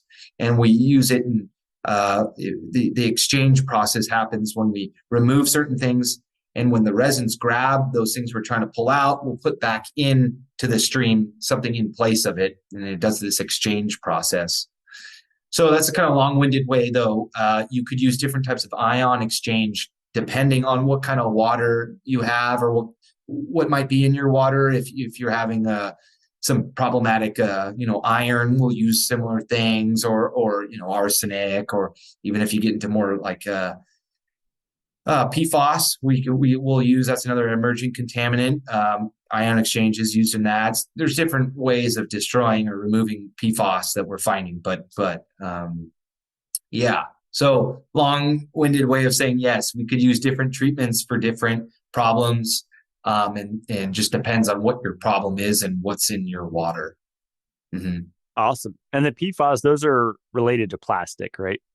Yeah, forever chemicals. That's the yeah, and yeah, pearl fluoro alkali, and there's PFOS, PFOS, and different long chains of the same chemical. The forever, and I believe the big chemical manufacturers are starting to have to pay some money back for some of the chemicals that probably worked great in their heyday, and now we're kind of seeing it emerge in a little bit of everything, unfortunately. And we're finding new ways of breaking this stuff down. It's hard. This stuff's it's in a lot of things, and yeah, keep an eye on it. It's an interesting new contaminant we're finding. Hmm. Yeah. We did get a question about well water. I don't know exactly what they wanted to know, but specifically sulfur as it relates to people with MTHFR, the gene mutation. But I guess I guess excess sulfur in well water. There's probably a lot of Um, people that are just drinking well water that's barely filtered or unfiltered. I don't know. yeah, you sulfur, it is prevalent in a lot of well water, and excessive sulfur content, similar to nitrates and nitrites and things like that. You'll see, and it's related to the environment that they're in. Typically, what happens if you have excessive sulfur in your well, you end up on the toilet, and you're on the toilet for a lot longer than usual, and but I don't know. I'm not familiar with that as it relates to that. I don't know if it's a health related. I'm not super sure, but Yeah, I've uh, heard that one. yeah. You definitely don't want excessive sulfur in your water if it's excessive, and typically you'll smell it and know that you might need to do something in those circumstances. Yeah. Like sulfur hot spring, right? It's like a egg. Yeah, you get that rotten egg smell. It's exactly the giveaway, Yeah. Um, but yeah. Cool. Well, yeah, I think we covered it all. A lot of the questions we had already talked about. I think hydrogen in the water, we were just talking about before the call. I like hydrogen tablets, and I just drop it in water on the plane, Yep. and knock it back on an empty stomach is the key, away from vitamin C because Right. acids and bases don't mix. Right. Right. And we said, hydrogen's already found in your water, and you get hydrogen in your water. I mean, that's the molecule. That's the how it works. But in the new things we're seeing, and people are trying to say, maybe getting more hydrogen in your water. Sure. That's not, I can't quantify that or qualify that, but like you said, a great way if you want to do it is look into those hydrogen tablets. I think that's an easy way of adding hydrogen. Hopefully, your purified water, and um,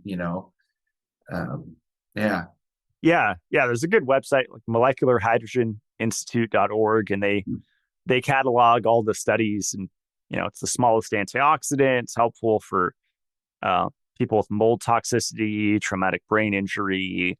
I mean, people that fly on planes often. mm, Between that, melatonin, ascorbic acid, to me, those are like the big mm. heavy hitter antioxidants that people could use. And of course, hydrogen and says it's the best, and all the antioxidant Yeah, people they're say the theirs top is the one. best, right? Yeah, right. I Yeah, use them all, that's good. Yeah, use them all. There you go. Yeah, yeah, but yeah, I don't think you should have hydrogen in all the drinking, like the concentrated 8 to 10 ppm hydrogen, unless it's you're working with a specific disease state or something like that. I don't think right. it's necessary though.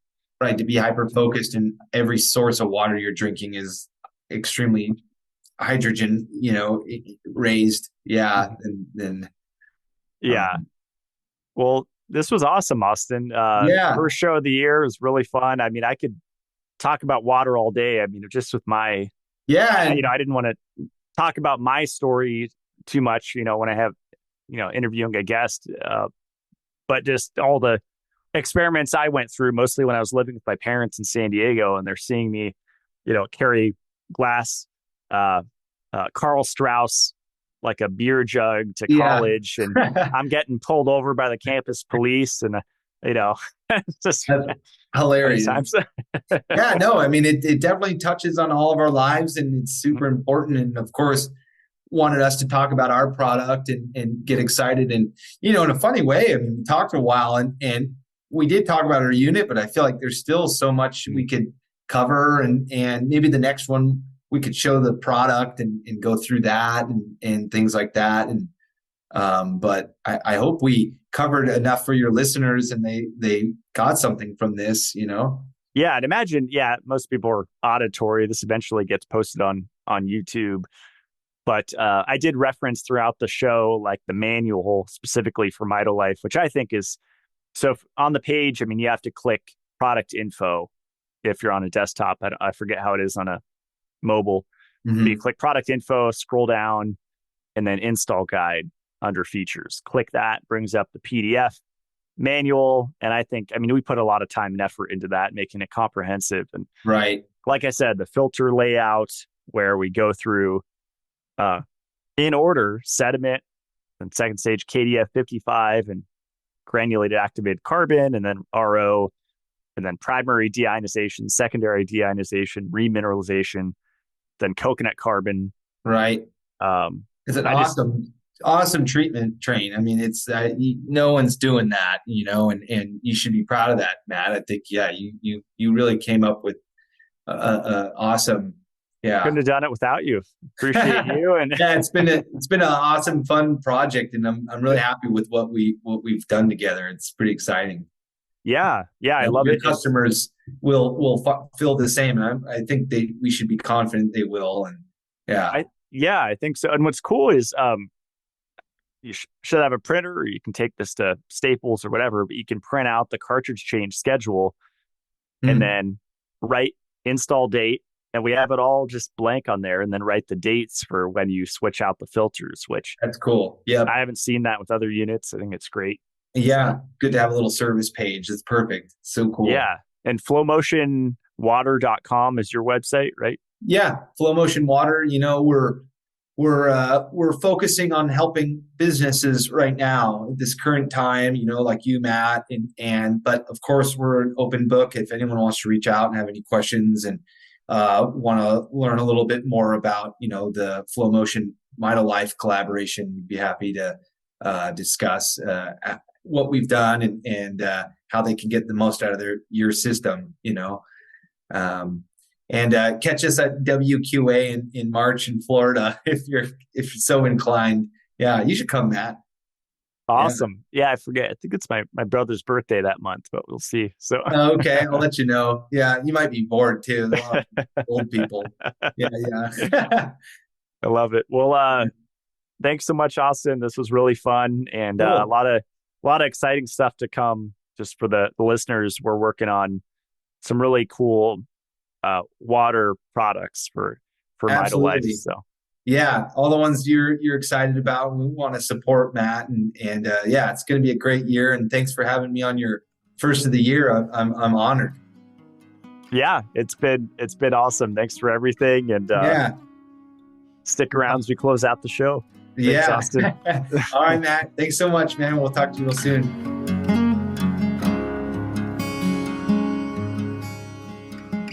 That wraps up the first show of 2024. I really enjoyed speaking with Austin and breaking down all of the marketing that goes on with these water filtration companies. I think the biggest misconception right now that people have about water filtration is that structuring is more important than the process of filtering the water. And as Austin said, it's not only the quality and the origin of the filtration media, but it's also the order that the stages are in. And if they're in the wrong order, that will affect the final product. Like I said in the show, when I put on credit my first somewhat effective water filtration unit that utilized deionization and reverse osmosis and remineralization with magnesium by itself, it not only changed my physical health, my overall health, but it actually improved my entire life by improving my mental functioning, my mental clarity. I felt like a fog had been lifted just drinking water that was pure. And I was drinking distilled water back in 2011, 2010. And I did that for quite a while before I started drinking properly mineralized, acid free, properly filtered water. And it was a world of difference between that and distilled water.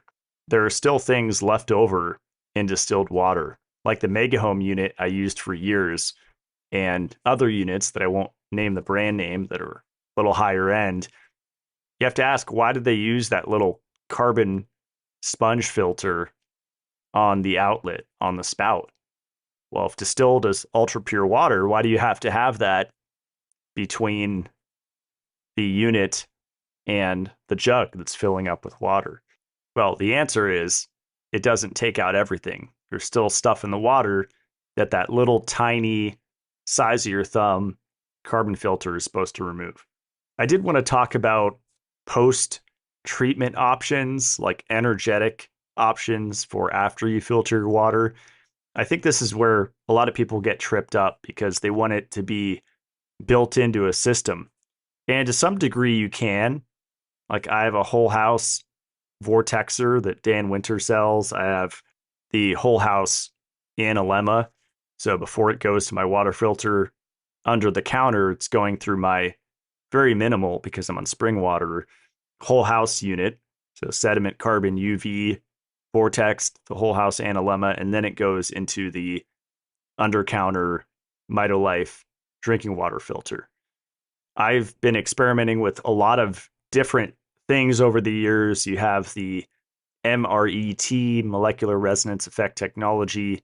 My friend Brandon over at Shen Blossom sells that pitcher on his website.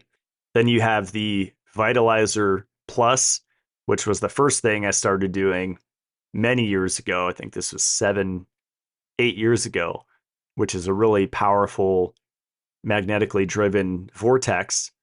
And I would just run it for pretty much hours. It would run for 27-minute cycles at the longest. So whenever I would walk by it and it was off, I would just keep clicking it, which was probably overkill. And then recently, the last few years, I learned about infopathy, especially interviewing Anton Fedorenko. And I'll probably have him back on the show because I'm so fascinated with that technology. I look at it as do-it-yourself homeopathy or make it at home homeopathy, where you're imprinting the information of various substances into water. And all it takes is 2 minutes minimum. And you could go longer, which I always do, which makes it stronger. But I love that minimal time investment because the Vitalizer Plus, half an hour roughly. The MRET pitcher, about 20 minutes or so. For 2 minutes, that's incredible. And you also have things like the Analemma wand, which you can do manually. I just like having it on the whole house, so I don't have to think about it. There's a bunch of options. There's even little vortexes you can pour your water through. The one that I have here at the house is called Jiva Water, Jiva. Those are all of the things that I have here at the cabin. And like I said, if I just had to pick one, by far, it would be the infopathy. You do have a subscription, so it's $10 a month or $100 a year. So that is the only downside, but I think that's a small price to pay to make pretty much unlimited amounts of your own homeopathic substances. And that's really my favorite, they call imprints to run, on the IC pad. It's called the glowing IC pad. And pretty much it's this little pad that emits an EMF, has some little blue lights in it. You put your glass on top of it and you run it to your laptop or your phone, and you open up the Infopathy website, and it's just using the audio from their website of whatever substance it is and running it through that audio jack into the device. So it's converting a audible signal into an electromagnetic signal that is really strong and goes into the water, and the water holds onto it for some time. In my most recent interview with Anna Lemma, they were talking about the energetic contaminants that aren't removed with water filtration. And I truly believe that, especially if it's municipal water. And I feel a huge difference if I'm traveling, like this past Christmas, I was visiting family in San Diego, California, and I brought the little IC pad and I used it with airport water, with bottled water from the health food store. And it made a world of difference in how it tasted, just the overall mouthfeel of the water, how hydrating it was. And most people can do a blind taste test. I haven't seen this fail once, where you treat one shot glass with Infopathy, you leave the other one untreated, you do a switcheroo, and the person can't see, put them in front of them. I have not seen a person choose the wrong one yet.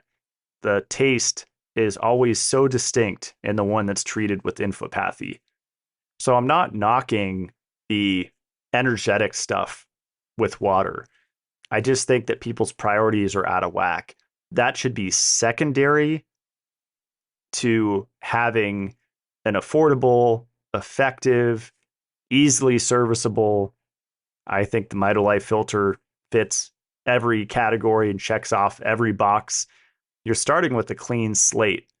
And maybe there's some energetic residue from angry people, people with grief, people taking pharmaceuticals or benzodiazepines and urinating that out. And maybe that's not removed in the wastewater treatment plant. Maybe that's not removed in your water filter.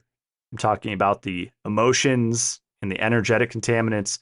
I do think that's a real thing. And it was really doing these processes after that convinced me of that. But is vortexing and running it over rocks, whether it's rose quartz or lodestones, enough to wipe that memory clean? I do not think so, and that hasn't been my experience.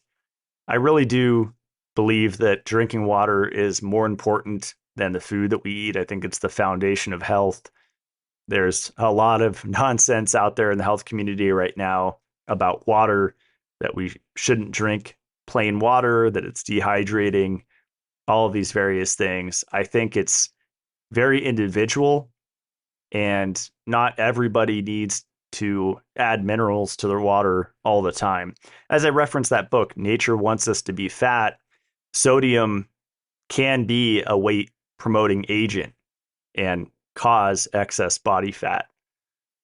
I see a lot of blanket statements made out there with health gurus, specifically about water, and verbatim quote, "Don't drink plain water." That is ridiculous, in my opinion. I love drinking plain water without sea salt first thing every morning when I wake up. I feel incredible. If you want to check out Austin's website, it's flowmotionwater.com. Really grateful to be working with him. As I said in the show, it was a massive financial investment for me and a massive risk to fund this project. And I guess I was the only one with cojones to do it, because it is a leap. It's never been done before. And as Austin said, there's been no innovation at these water trade shows. It's just plastic, garbage from China, just regurgitated systems that are not fresh, aren't innovative. They're not doing anything new. They're just cheap. And as he said, the name of the game is selling you this private label product that you can upcharge to your customers and just rely on marketing to basically wrap in gold this piece of feces. So we chose not to do that with Mitolife. We chose to innovate, build it from the ground up, worked just between each other and metal workers to build this thing really from scratch and make it open source. As we said, you're not reliant on us once you buy our system for the filters. You can buy OmniPure Q series filters wherever you want. And really, once you go to twist off filters, when you're used to working with the annoying inline filters that are very hazardous, I've had so many leaks and blowouts with those, it's not even funny. Once you go twist off, you won't go back to inline. It's safer because there's less points of failure, and they're a million times easier to change the cartridges out. If you want to check out our Mitolife filter, it's at mitolife.co. You're going to click on shop, go to the water section, go to 7-stage water solution, click on product info for the drop down. And as I referenced numerous times during the show, the install guide under features. So features, first bullet point, click on install guide. It's digital. So it's a PDF. You'll click user manual. You'll click V2. That's the version you have. I think this is the most transparent any water filter company has been on their website. I just referenced a few in the show, but it's similar to supplement companies. I own Mitolife supplement company, and over the years, people have sent me different products, and you go on the page, and it's so much hype. You keep scrolling down page after page, and it just starts with testimonials. This made me lose so much weight. This gave me so much energy, and you just keep scrolling and scrolling and more scrolling. And then finally you see the ingredients, but even that is very vague and it doesn't get into details. That directly applies to the water filtration industry.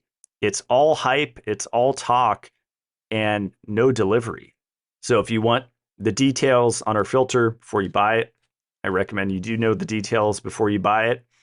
Page 8 of 22 of our manual goes through the filter assembly layout. And then page 17 goes through the cartridge change schedule of how often to switch out the filters. And like I said, the show, you print out this manual when you buy the unit, you keep it with the unit, and every time you change the filter, you just mark the month and year. It's very easy. This filter could be a game changer for your coffee, both the flavor and the effect that it has on your body and brain. It could be a game changer for the soups that you make, the houseplants that you water, the drinking water for your dog and your cat, the aquarium water, quality of that for your fish. There's a million uses for having ultra pure water on tap. So stay tuned.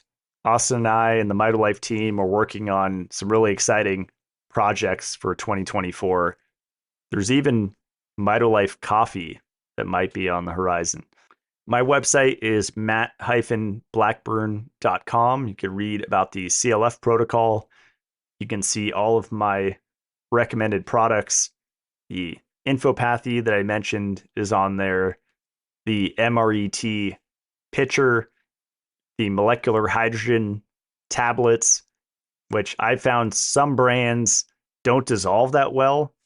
Like recently on a plane, I tried a different brand than the one I have on my website, and it was just really chalky and didn't fully dissolve. So these ones from Vital Reaction I found work the best, ones that I've tried. One thing I forgot to mention is the ozone generator from Crucial 4. So that's another powerful method of treating your water after you produce it. And that's a whole therapy in and of itself, using this cold quartz ozone and bubbling that into your drinking water And of course, not breathing in while you drink it because you'll cough because it's a lung irritant.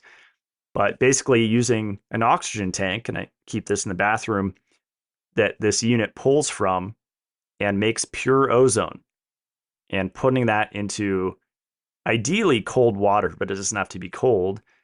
And it's amazing for your health, just drinking ozonated water. It's actually one of the steps in the old Bob Beck protocol that I used to follow very closely.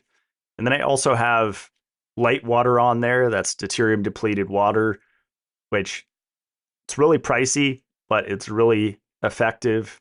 And I love it for pets. If you have a cat or a dog, I think it's the best water you could give to them, especially for male cats. Like recently, our lava has been dealing with some stones, and you could tell if they're urinating in weird places or straining when they're trying to urinate. And that often happens with male cats. And the vet actually recommended distilled water.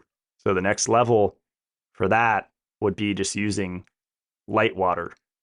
So a lot of the stuff I talked about in the show, you can find on my website, usually with discount codes. And then there's the Mitolife Academy. That's a little VIP program. It's $15 a month. You get 2 videos every month for members only. They're about my latest research or latest experiments, and then a live Q&A the last day of every month. And usually I have a focus. So last month, it was all about melatonin. And I shared this incredible book on melatonin that I've been reading. And if you aren't aware, Mitolife just started providing pure melatonin, both in 5 milligram doses per capsule and 50 milligram capsules.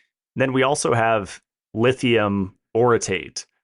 And I've been trying to slowly educate about this on my social media. I've just been so tied up trying to get the greenhouse up and running. It's no joke putting up a greenhouse in the middle of winter, even a mild winter like we've had. There's just some humidity issues, mold on the beds, things that I'm trying to work out. We're actually putting in a really cool off-grid pellet stove from Wiseway that uses no electricity, no fan, which usually pellet stoves need a fan. And hopefully that'll be in by this weekend. I'm really excited to lower the humidity in the greenhouse from 100% so that we don't have more mold on the beds, and we'll finally be able to grow some really high quality produce. So that's all. Happy New Year. We have a lot of exciting guests lined up for this year already, and we will see you next Friday. Stay supercharged.